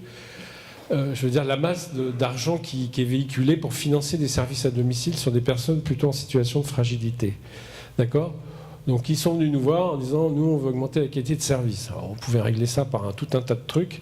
Puis on s'est dit, bah tiens, on a créé une entreprise, on va peut-être essayer de montrer que ce qu'on a fait a du sens. Et donc, on a déployé 10 000 boîtiers en 6 mois, sans infrastructure de télécom autre qu'une infrastructure extérieure, qui était en l'occurrence du Sigfox à l'époque, et puis quelque chose de très autonome sur le plan énergétique. Et on y a mis tout simplement 3 fonctions, parce que moi j'ai entendu parler régulièrement ou lu beaucoup de choses extrêmement intelligentes qui nous projettent dans des univers à plus ou moyen terme très intelligents, mais de temps en temps il faut faire aussi, comme le font les anglo-saxons, des choses très pragmatiques, très simples, prendre pied et déployer. Et on s'est dit, on va faire du badgeage intervenant, c'est un vieux truc, sauf que là, je veux dire, ça se fait avec des technologies d'objets connectés, un bouton d'appel et une remontée de température. Sur le badgeage, je fais juste une petite parenthèse sur l'intelligence artificielle, c'est-à-dire qu'on a commencé à mettre de l'intelligence là.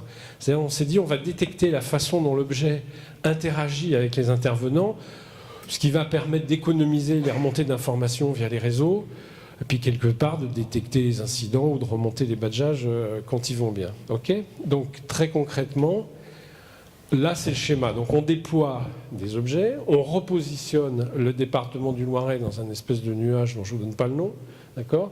Et puis on a tout un groupe de personnes autour qui sont concernées par le projet. Donc la famille ou les familles, les prestataires avec leurs intervenants, le département et les aides.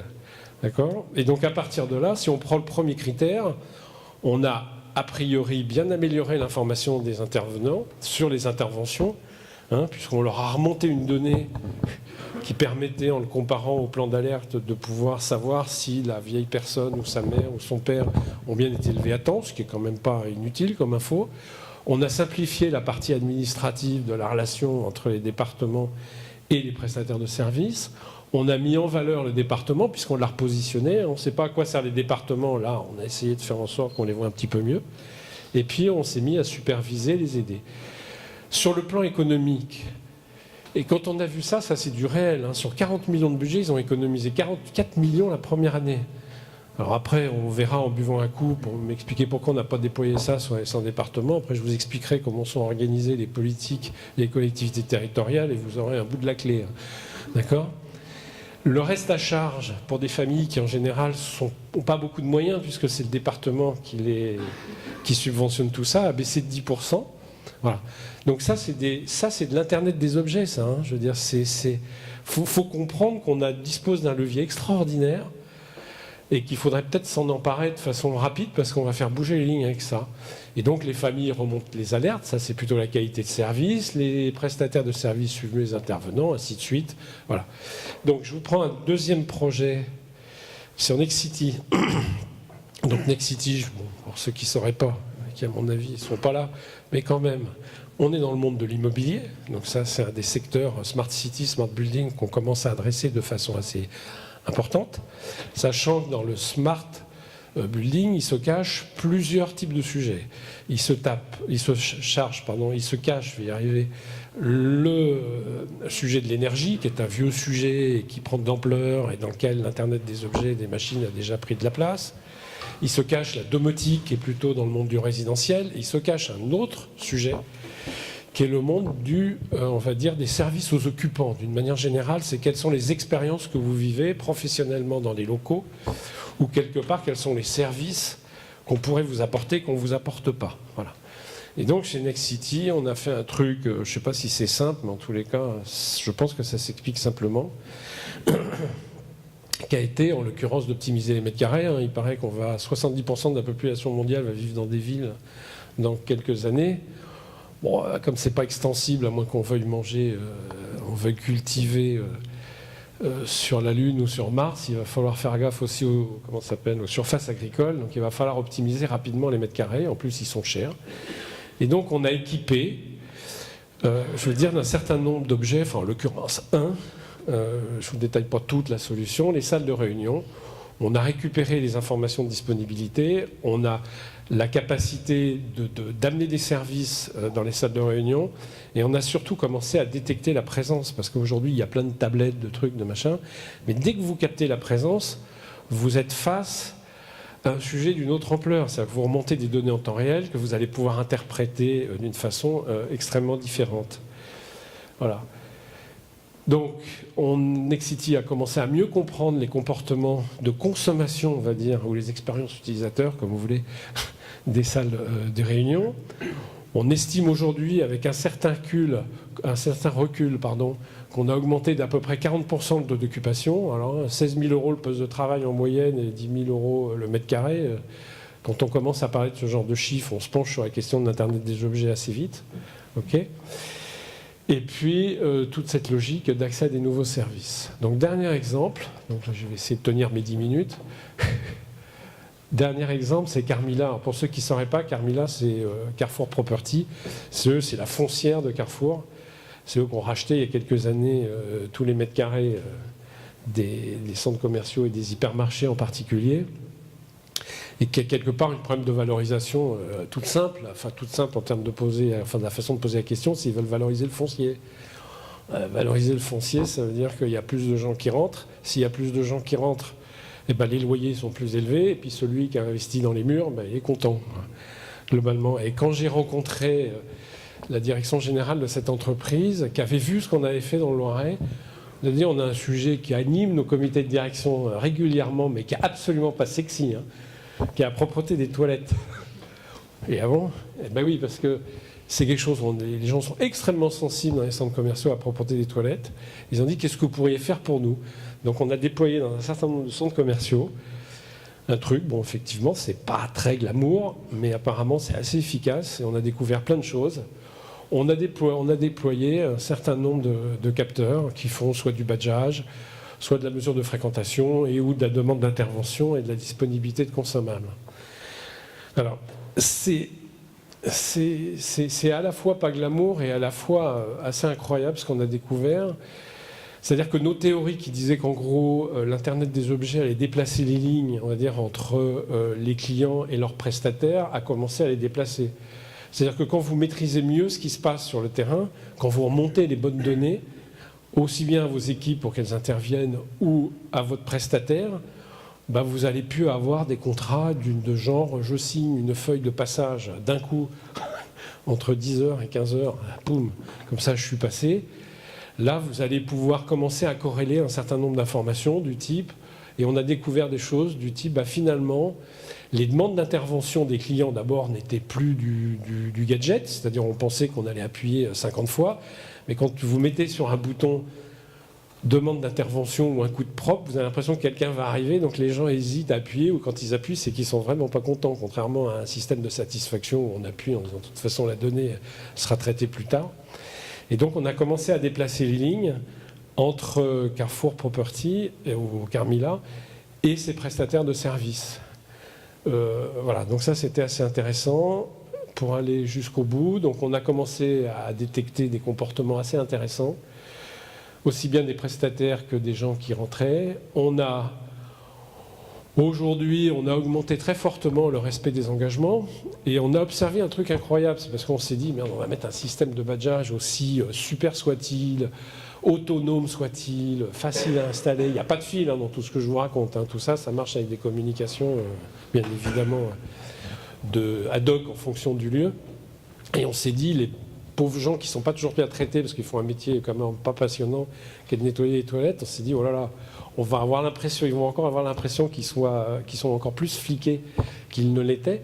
Et bizarrement, alors on n'a pas fait non plus un sondage sur tous les personnels de nettoyage, mais ils étaient contents parce qu'ils avaient l'impression, en tous les cas, ceux qui faisaient bien leur boulot, qu'on commençait un peu à s'intéresser à ce qu'ils faisaient. Et c'était plutôt sympa. Voilà. Et puis, on a nettement travaillé les aspects de propreté. Voilà. Donc moi, je voulais vous donner ces exemples rapidement, en vous disant que c'est une réalité, que ça vous projette peut-être moins dans certains univers, et Dieu sait que je m'intéresse beaucoup à Watson, mais on est un peu dans de la proximité immédiate, et qu'en introduisant de l'intelligence, de l'Internet des objets, au bon endroit, en créant des interactions où ce n'était pas possible, tout de suite, vous pouvez commencer à déplacer les lignes de votre business. Alors c'est sûr que l'industrie automobile, je pense que c'est un peu tard pour certains d'entre eux. Mais dans d'autres métiers, comme les 3 que je vous ai cités, il faut y aller à fond, quoi. Parce que, je veux dire, on est tous en train de pleurnicher parce qu'on est dans l'océan rouge. Là, on vous donne des leviers pour aller dans des océans un peu plus bleus, on va dire. Je pense qu'il faudrait peut-être commencer à les utiliser avec plus de goût et pas en avoir peur, quoi. Enfin, je veux dire, c'est des sujets... dans quelques années, on se dira, tout ça, c'est évident, quoi. Voilà. Donc, voilà, c'est tout.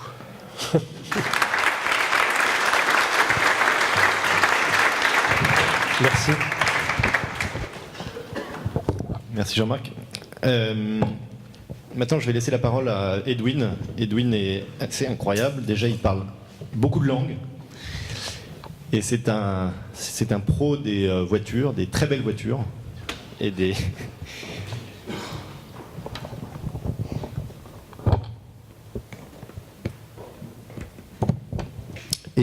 et de la moto.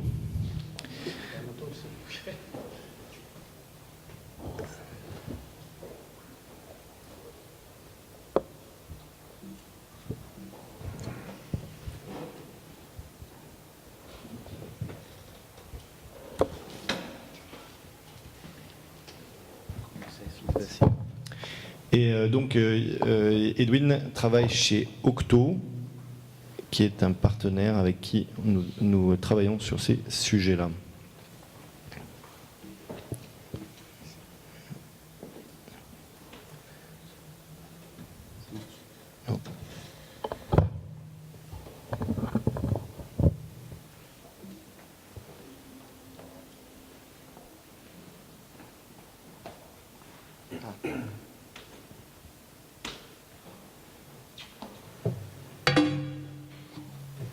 Ah ok, ça marche. Bonjour. Bonsoir. J'ai le dernier quart d'heure, qui c'est terrible comme le dernier quart d'heure dans une coupe de football France-Italie. L'Italie malheureusement a perdu. Mais bon, j'étais dans le RER quand elle était pas perdant et je suis arrivé dans le centre de Paris et qu'elle était perdant. C'était pas une belle expérience dans le sens de l'expérience de voyage. Mais c'était pas la faute à l'SNCF. Au système du métro. C'est toujours la faute à la SNCF. Bon, je suis très content d'être ici et je remercie Com et Rémi pour cette opportunité. Il y a même des collègues, Fernando et Beppe, qui travaillent comme moi dans Octo Telematics. Et je prends les dernières 10 minutes, un quart d'heure pour démontrer 2 choses. Qu'est-ce qu'on fait avec ce petit produit-là, un Octo? Et la deuxième chose, c'est d'essayer, même si je ne suis pas un magicien, je n'ai pas la capacité de voir dans le futur, mais d'imaginer quel est le futur de la mobilité. Donc j'essaierai de partager avec vous des idées sur ce domaine spécifique. Donc la première chose, c'est que je pense qu'il y a beaucoup de technologies, il y a des choses qui arrivent très techniques, il y a l'intelligence de l'homme qui se met à disposition des machines, ou vice-versa, ça dépend. Mais il y a aussi des artistes. Et les artistes, dans tous les pays du monde, nous amènent à des idées et des choses qui nous permettent de voir comment le futur pourrait être. J'aimerais voir un futur de la mobilité comme le futur qui a été imaginé par Coldplay. Donc, c'est ça. Ça, c'est le futur de la mobilité. En commençant avec des choses très pratiques, 2 mots sur Octo. Octo est la société leader mondiale de Insurance Telematics, qui d'ailleurs a été inventée par Octo en 2002. Et aujourd'hui, la société leader de Internet of Insurable Things. C'est-à-dire toutes les choses qui ont une valeur pour l'assurance. Parce qu'il y aura bien sûr l'Internet of Things, il y a déjà l'Internet of Things, mais pas toutes ces choses ont une valeur pour l'assurance. Donc dans le contexte spécifique du travail qu'Octo fait, un des focus plus importants, c'est le contexte de la partie assurance.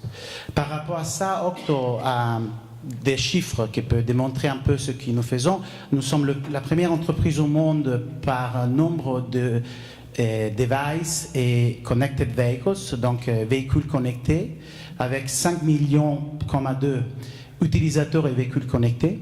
C'est-à-dire qu'il y a aujourd'hui dans le monde 5 millions de voitures qui ont un device basé sur ce petit chipset qui a été inventé par Octo, où à l'intérieur il y a un GPS, une GSM, un Bluetooth, un accéléromètre, mais surtout il y a l'intelligence qui d'une façon dynamique avec des modèles et des logiques de machine learning permet de vérifier en temps réel ce qui se passe dans la voiture, un freinage, une accélération, mais même un crash, pour retourner à l'assureur les informations plus importantes. Ce n'est pas pour faire un tracking du voyage, ce n'est pas pour identifier un excès de vitesse et après de le donner à la police, c'est pour évaluer le risque de cette voiture et conformément au risque d'adapter le prix d'assurance. Et ça peut amener à une réduction du prix d'assurance entre le 15 et les 30%. Les données qui sont plus importantes, c'est bien sûr les milliards de données de conduite, mais aussi les données plus terribles d'un côté et plus importantes de l'autre, les 400 000 données du crash.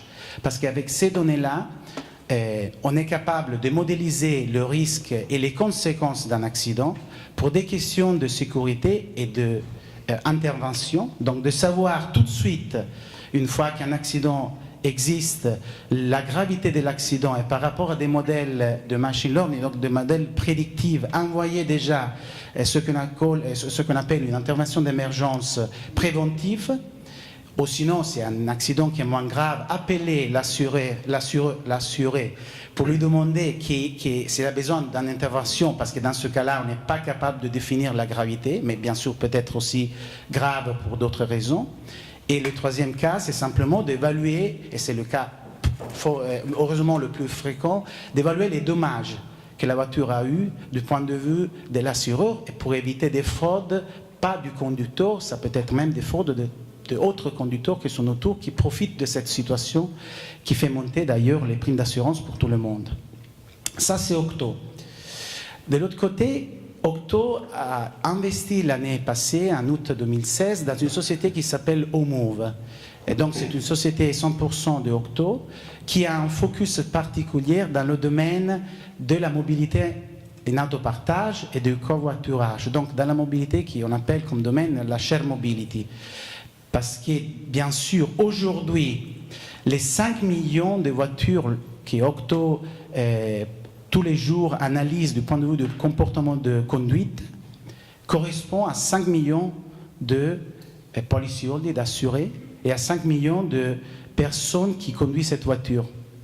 En réalité, dans le cas spécifique du Omove, les voitures que Omove gère sont 5000 voitures. Donc dans le montant de 5 millions et 200 000 voitures, seulement 5000 sont les voitures gérées par Omove. Mais ces 5000 voitures sont utilisées par 600 000 utilisateurs. Omove est la deuxième plateforme technologique pour offrir des services de technologie d'autopartage et des technologies de covoiturage aux clients qui utilisent ces services. Donc nos clients sont les compagnies qui offrent ces services à l'utilisateur final. Donc la métaphore est très importante parce que 5000 voitures sont utilisées par 600 000 utilisateurs. Et les utilisateurs gèrent 370 000 locations par mois, qui est un nombre énorme. Et donc, du point de vue, encore une fois, de l'organisation de la mobilité, pour un côté trafic, pollution, sécurité, crash, Et pour la partie assurance de l'autre côté, c'est très important d'avoir une compagnie, un groupe de personnes qui sont focalisées sur ce genre de choses. Donc ça, c'est Octo Telematics et ça, c'est Omove. On fait partie de la même famille, on partage les mêmes technologies, mais c'est pour vous donner un peu d'où on vient. Du point de vue du résultat, les deux sociétés, et donc le groupe Octo, a la possibilité d'offrir bien sûr des solutions d'insurance telematics, de gestion des flottes pour les sociétés qui font la location des flottes ou pour les OEM, et toute la partie bien sûr d'autopartage et de covoiturage. Mais venons au cœur de la requête de Com et de Rémi, de dire mais comment ça pourrait être la mobilité du futur. Selon moi, la mobilité du futur va être beaucoup plus basée sur ce qui sont nos désirs, ce qui sont nos habitudes, ce qui sont nos façons de vivre la mobilité quotidienne, et pas imposée par l'horaire des trains, pas imposée par l'horaire des avions, ou pas imposé par l'horaire des bus.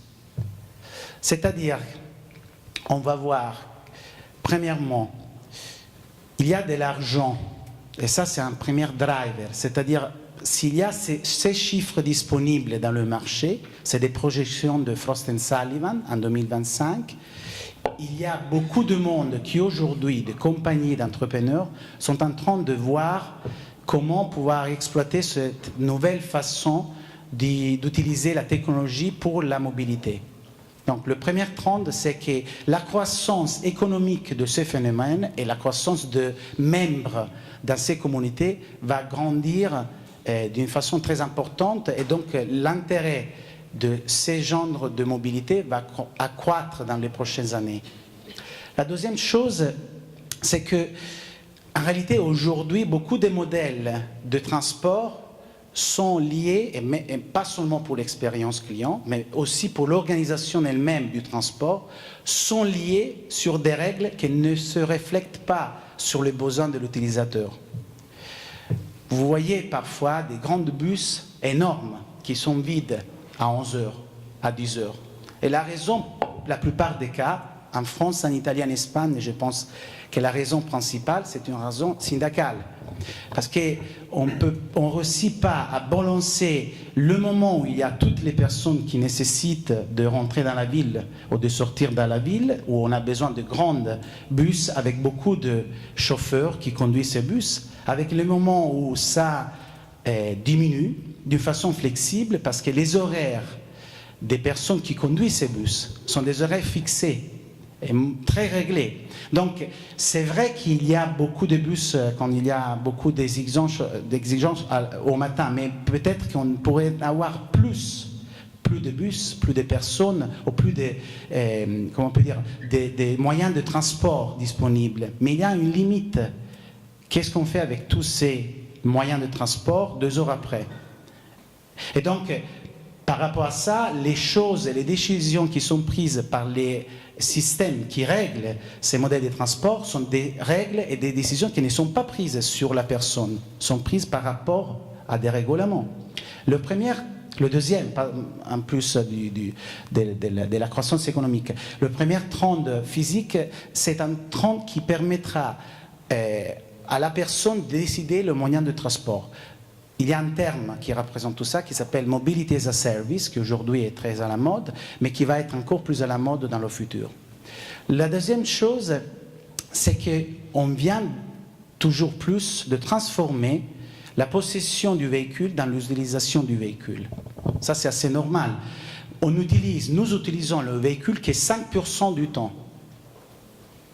Et donc, c'est un de ces biens qui a même une grande valeur économique, qui représente beaucoup de valeur économique dans notre portefeuille mensuel de dépenses, mais très peu d'utilisation. Et les nouvelles générations, les générations dont on parlait avant, ne sont pas prêtes à payer une chose qui coûte beaucoup plus pour n'importe quelle raison, si l'utilisation de cette chose, l'automobile, ne correspond pas à une utilisation fréquente. Donc ils préfèrent d'autres moyens de transport. Ils préfèrent le moyen de transport partagé, le covoiturage. Ils ne s'intéressent pas d'avoir la voiture comme status symbole. Et donc cette transformation, c'est une transformation pour laquelle, du coup, pour permettre la mobilité, il y aura plutôt l'utilisation des véhicules que la possession des véhicules. Le troisième trend, c'est la partie digitale. Bien sûr, on sait déjà que beaucoup de choses qu'on fait, on les fait avec un téléphone portable. Et tout le monde veut faire tout avec le téléphone portable. Mais ça sera encore plus dans le futur. Et tout le monde aura un super téléphone comme celui-là. Ça, c'est un super téléphone. Et c'est spécial. Mais en général, on fera beaucoup de choses encore plus dans le futur. Et ça est un des éléments qui doit être analysé pour permettre à l'expérience client d'être alignée à ces tendances. Et finalement, ça ramène à une chose très importante. Heureusement, nous ne sommes pas Watson. Donc, heureusement, il ne faut pas apprendre en voyant quelqu'un d'autre. On a des idées à nous. Nous pouvons nous permettre d'avoir une créativité. Et une des choses qui maintenant est en train de se développer, qui est entrepreneurs, compagnies, sociétés, start-up, un écosystème incroyable et très vaste et très différent, est en train de définir, inventer, réaliser des idées de mobilité complètement différentes. La France est des nations leaders sur ça. Vous avez Drivi, vous avez Travelcar, vous avez Blablacar. Vous avez un des plus grands groupes et communautés au monde de peer-to-peer car sharing. Les compagnies américaines ne connaissent même pas le nombre d'1 million de membres de Drivi qui existent en France, 1 million de membres et 50 000 voitures. Donc, ça, c'est la démonstration qu'une start-up, d'ailleurs, ici à Paris, il y a, je pense, 10 ans, a inventé un modèle économique et un modèle de mobilité pour lequel la société a pu croître à devenir le leader mondial dans ce domaine. Donc, et ça, c'est un exemple, mais il y en a à centaines d'exemples. Donc, tout ça sont les trends, et ça, c'est le trend plus important parce qu'il y aura beaucoup d'autres solutions. Mais tout ça est disponible aujourd'hui grâce à la technologie. Parce que la technologie a éliminé des barrières, a réduit des coûts, a permis de faciliter les modèles économiques ou les idées des entrepreneurs.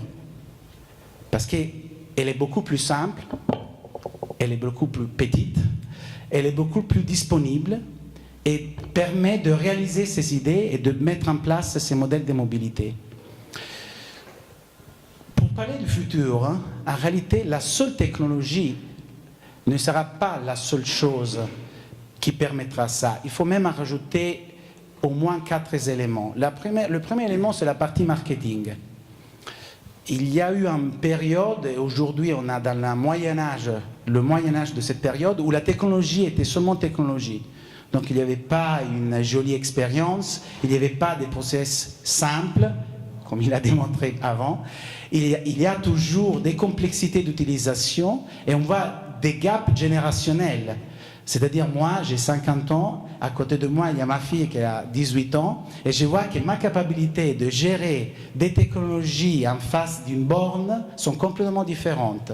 Et moi, je dis toujours que la personne qui a défini, ingénierisé, dessiné le bancomat pour prendre l'argent d'une façon si compliquée, qui te fait des questions avec des boutons qui ne sont jamais alignés, donc il faut trouver où appuyer, et parfois on dit, si j'ai appuyé, je suis à Paris, j'ai seulement une carte, je n'ai pas d'argent sur moi, si j'ai fait une erreur, je suis... Parce qu'il n'y a même pas le 311 à Paris, donc il n'y a même pas le numéro de New York, donc je ne sais même pas qui appeler. Donc c'est terrible. Mais par rapport à ça, le marketing, dans le sens de l'expérience client, dans le sens de la partie visuelle, dans le sens de démontrer quelque chose de différent, est bien sûr un des éléments qui doit se rajouter à la couche technologique. La deuxième couche est la prédiction. Là, c'est bien sûr machine learning, Watson. Si nous, on n'avait pas les 400 000 accidents analysés et mis dans un database intelligent, on ne pourrait même pas faire une prédiction.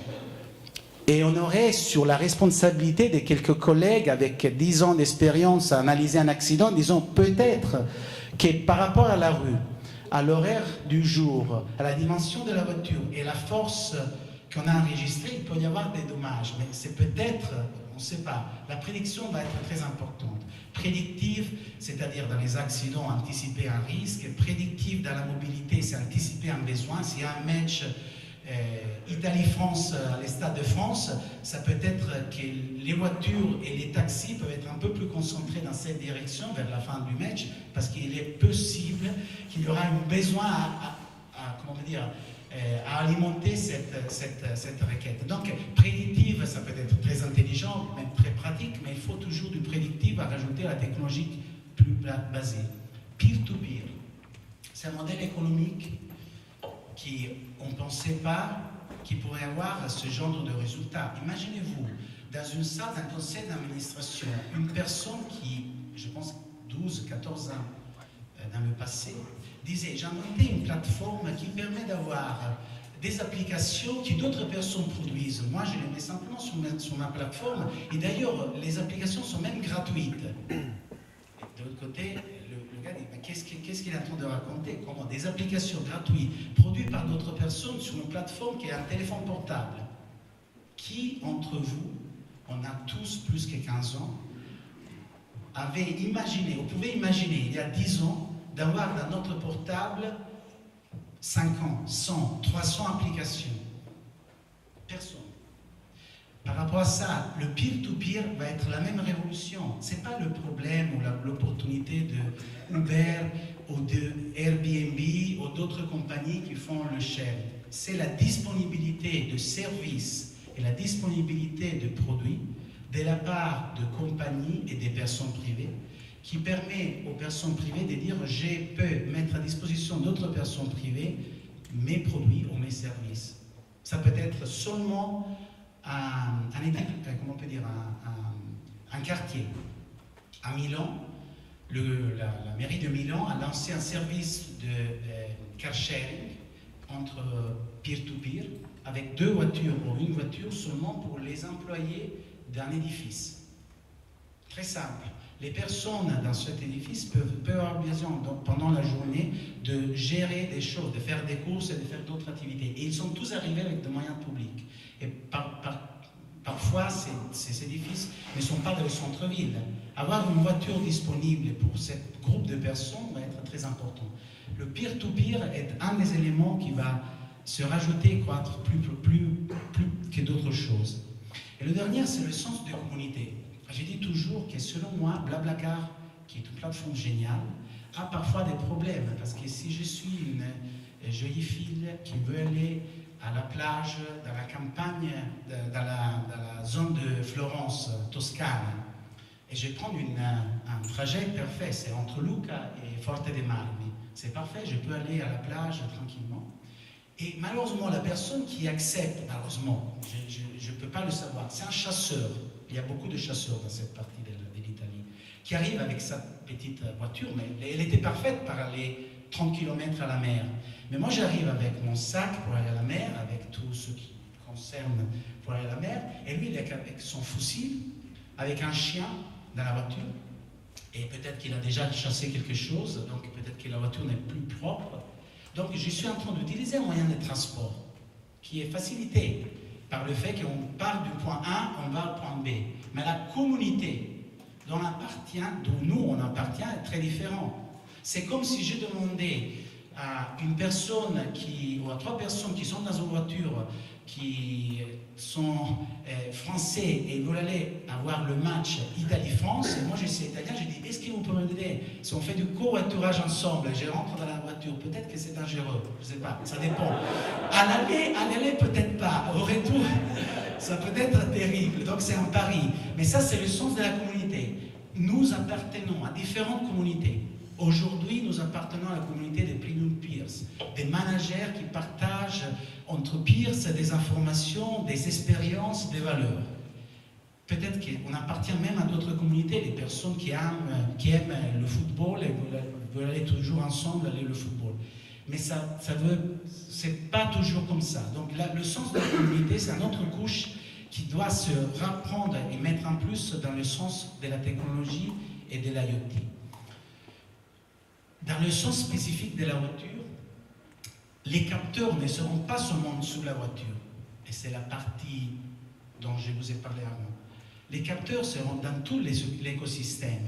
Et la relation peer-to-peer, c'est une relation entre les voitures, mais aussi entre les voitures et les autres systèmes de la ville connectée, donc de la Smart City qui sont autour. Et ça, c'est une chose très importante, parce que c'est un écosystème qui va se définir pour permettre un équilibre et l'échange de données entre ces éléments qui sont dans la ville. Et spécifiquement sur la voiture, il y a deux côtés très importants. Sur le côté gauche, il y a le côté qui j'aime beaucoup plus. Parce que je suis dans la voiture, je veux mon musique et mon vidéo, si je ne conduis pas, bien sûr. Toute la partie social media et Enhanced Navigation, je veux savoir s'il faut 15 minutes ou 45 minutes pour aller à la Tour d'Argent à manger. Parce que je ne veux pas perdre du temps et éventuellement je change de restaurant s'il y a un bouchon. Ou si je suis à Malmö et je ne sais même pas quel est le meilleur restaurant de Malmö, je ne veux pas utiliser mon portable tandis que je suis conduire comme ça. Je veux que toute l'expérience soit uniforme. Donc la partie de Enhanced Navigation et bien sûr le paiement et la gestion de mes emails, mes choses, de plus en plus, la voiture est autonome, de plus en plus, je peux faire d'autres choses dans la voiture, même dormir, mais mis à part ça, on peut faire d'autres choses très intéressantes.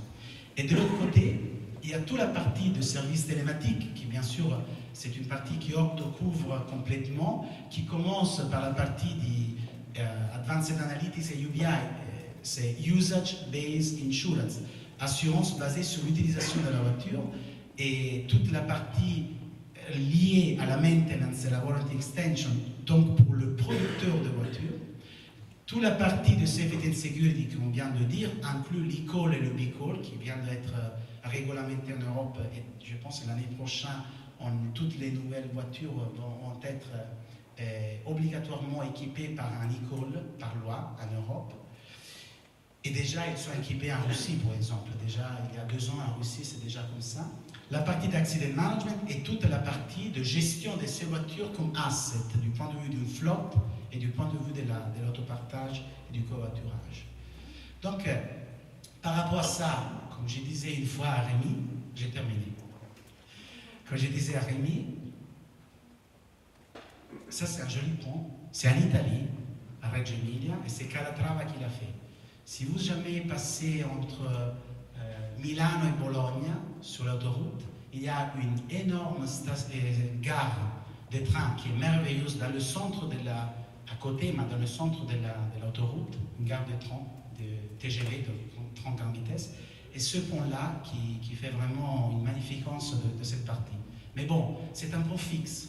On ne peut pas le changer.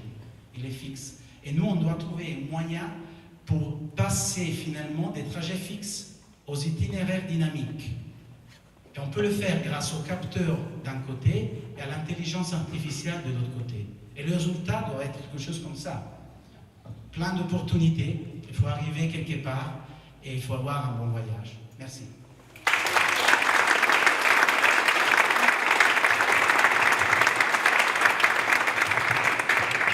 Grazie mille.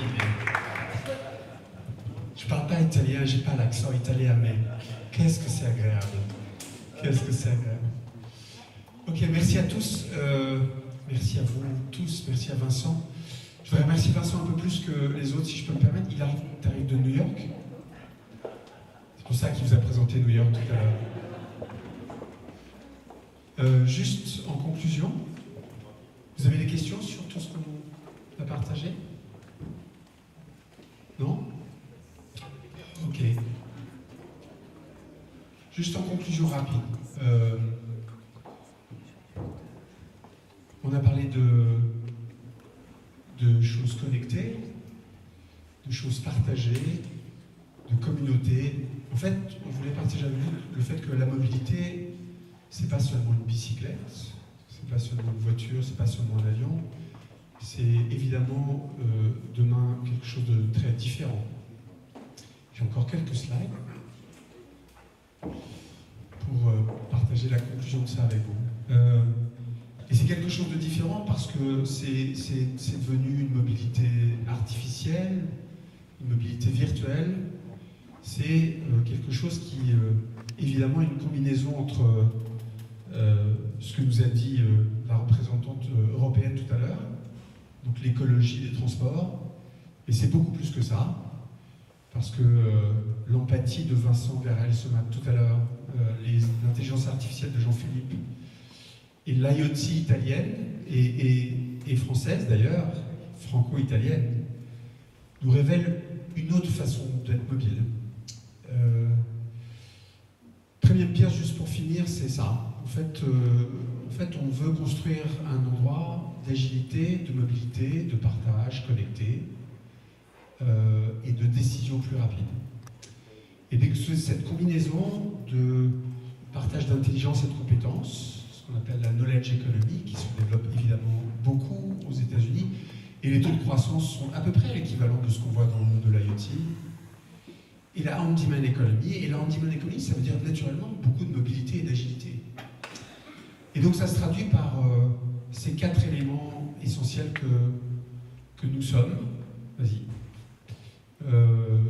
Comme partagé depuis le début, c'est aller vite et pas réfléchir pour réfléchir, pas réfléchir juste sur de la R&D comme on peut le faire des structures de R&D dans l'environnement industriel, mais aller vite à la réalisation opérationnelle et être mobile vite. Donc de l'innovation à la transformation, c'est une communauté. Merci à Edwin de nous avoir rappelé que la mobilité, c'est aussi la communauté, du peer-to-peer. C'est une plateforme, que ce soit une plateforme sur un site web et demain matin une plateforme sur un mobile. Et c'est naturellement un écosystème pertinent, un écosystème fait de partenaires italiens, français, américains, de toute nature, qui d'ailleurs travaillent aussi ensemble, parce qu'ils en ont besoin pour répondre aux besoins de nos clients, des entreprises, des individus. Voilà. Donc c'est un monde qui change très vite. J'ai revu une étude récemment, comme quoi ce monde de la mobilité, du travail, et Muriel Pinéco en France s'y attelle en ce moment beaucoup, mais la mobilité du travail a une économie qui croît entre 30 et 50% tous les ans, aujourd'hui. Donc la structuration même du travail est en train de changer radicalement. Et cette économie de on-demand croît très vite, beaucoup plus vite que n'importe quelle entreprise dans sa structure même. Et donc naturellement, le travail dans les entreprises va diminuer. En tout cas, il va se transformer. Et il va se transformer pour être plus mobile, plus agile, plus différent. Pour faire ça, naturellement, il faut structurer de l'intelligence collective et donc on a structuré des groupes thématiques. Naturellement, un groupe sur la transformation digitale et opérationnelle, plutôt que de passer la main à chacun d'entre vous, parce qu'on va gagner du temps, on a structuré des groupes de travail, des idées. Une idée, c'est une initiative de développement collectif. Et donc, naturellement, il faut réfléchir à en quoi ces technologies transforment ou accélèrent la transformation. Et donc, on a un groupe dédié aux stratégies de transformation digitale. J'étais ce matin avec un de nos partenaires qui me disait « Oh là là, Rémi, on est embêté parce qu'on travaille pour 200 clients en Afrique. On a un éditeur de solutions, je ne vais pas vous dire qui c'est. On a un éditeur de solutions et tous nos clients nous demandent d'aller plus vite, de changer la façon dont on veut se transformer et dont on va les accompagner à se transformer. Mais nous, on ne sait pas comment faire et nos clients ne savent pas comment faire. Comment on fait ?» Et je dis « Mais est-ce que vous avez créé des groupes avec vos clients pour réfléchir ensemble ?» « Ah non, c'est peut-être une bonne idée. » Et en fait, ils restent dans un modèle très traditionnel, très industriel. Ils n'ont pas compris que la seule façon d'avancer, c'était ensemble. Et sinon, ils ne vont pas y arriver. Et donc, ce groupe de stratégie de transformation digitale, c'est fait pour ça, pour créer le cadre, pour fixer le cadre et créer cette idéation collective qui va plus vite. L'expérience client, on en a parlé, un vrai sujet sur les parcours, sur l'analyse du parcours, l'excellence opérationnelle, avec toute la transformation profonde de ce que deviennent les achats, de ce que devienne la production, de ce que doit être la qualité demain. Et puis, bien sûr, considérer que le digital, c'est aussi d'accélérer la capacité de travailler ensemble par de l'acquisition, mais pas l'acquisition comme avant. C'est de travailler avec des startups. Par exemple, la BNP vient d'acheter Compte Nickel, dont vous avez, pour certains d'entre vous, vu le président ici. Je veux dire, Hugues Lebray, maintenant, aujourd'hui, il s'embête. Il a gagné beaucoup d'argent, mais il s'embête. Il a été acheté par une grande maison qui s'appelle BNP Paribas. Il se dit, bon, super, j'ai plein d'argent, mais je m'embête. Donc, je fais... Et la question, c'est comment on fait pour acheter une start-up? C'est quoi le modèle pour travailler ensemble vraiment et accélérer le développement? Donc, premier groupe. Deuxième groupe, évidemment, tout ça n'a aucun sens si on ne nous considère pas nous, si on ne nous considère pas vous. Et donc, traiter des problématiques de ressources humaines, de l'expérience utilisateur, évidemment, d'imaginer des modèles d'organisation différents. Tout le monde parle de collaboratif, de neuronal. Merci à Frédéric Laloux ou à autre Rochkoff. Il faut considérer ces modèles différents. Et ceci ne peut pas se faire si on ne considère pas la culture. Et c'est quoi un manager demain? C'est quoi c'est N-1, N-2, N-3, qui sont historiquement juste des relais de pouvoir, mais demain matin, ce n'est plus des relais de pouvoir, ce sont des gens qui ont du pouvoir. Et donc, comment ces organisations changent vraiment? Et puis le troisième groupe, évidemment, c'est celui dont Com a parlé, la technologie, parce que si on ne comprend pas les technologies, on est un peu en retard avec ces nouveaux business models, les objets connectés.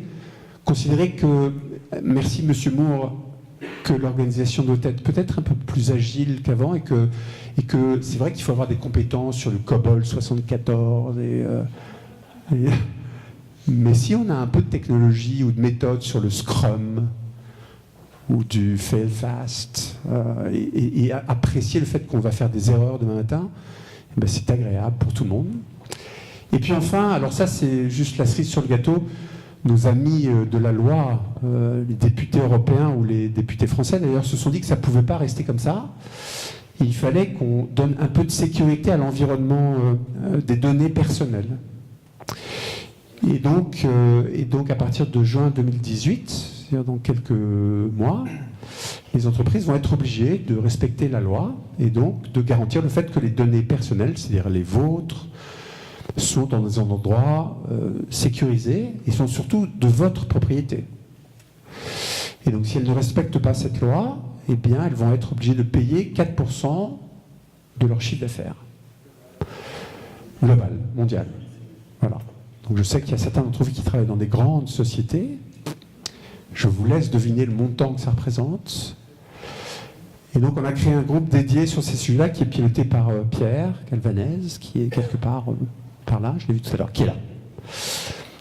Qui est un vrai sujet très critique. Alors évidemment, les directeurs informatiques se disent oui, mais je le traite, il n'y a pas de sujet. Quand on parle des directions juridiques, ils disent oulala.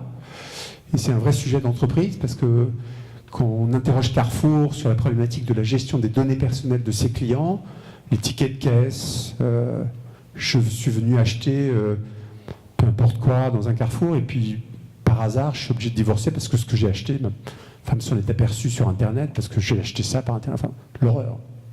Donc comment on gère ces données personnelles? Voilà, vrai sujet. Donc merci à tous ceux d'entre vous, à tous les membres de Premium Peers qui contribuent à ça. Le modèle qu'on a mis en place, c'est un modèle d'intelligence collective, parce que rien n'est mieux que cela. Et on intervient chez nos clients comme bon leur semble, comme bon nous semble collectivement, sous forme de séminaires, sous forme de coaching, sous forme d'ateliers de travail, sous forme d'accélération des projets de transformation et d'expertise à la demande. Donc dans un mode très lean, très agile, très mobile. Quelques références ici, je passe le sujet. Voilà, merci à tous, merci beaucoup.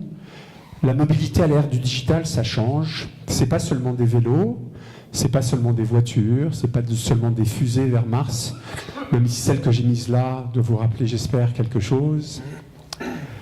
C'est cette combinaison particulière entre le transport, la mobilité, l'envie d'aller d'un endroit à l'autre, mais le fait d'aller d'un endroit à l'autre demain, ce sera probablement pas physique, mais c'est probablement virtuel, artificiel, collectif, et j'espère, avec Premium Peers, je vous souhaite une très bonne soirée, merci d'être venu, et je vous souhaite une bonne soirée, oui, et on passe au champagne. Bon, merci à vous.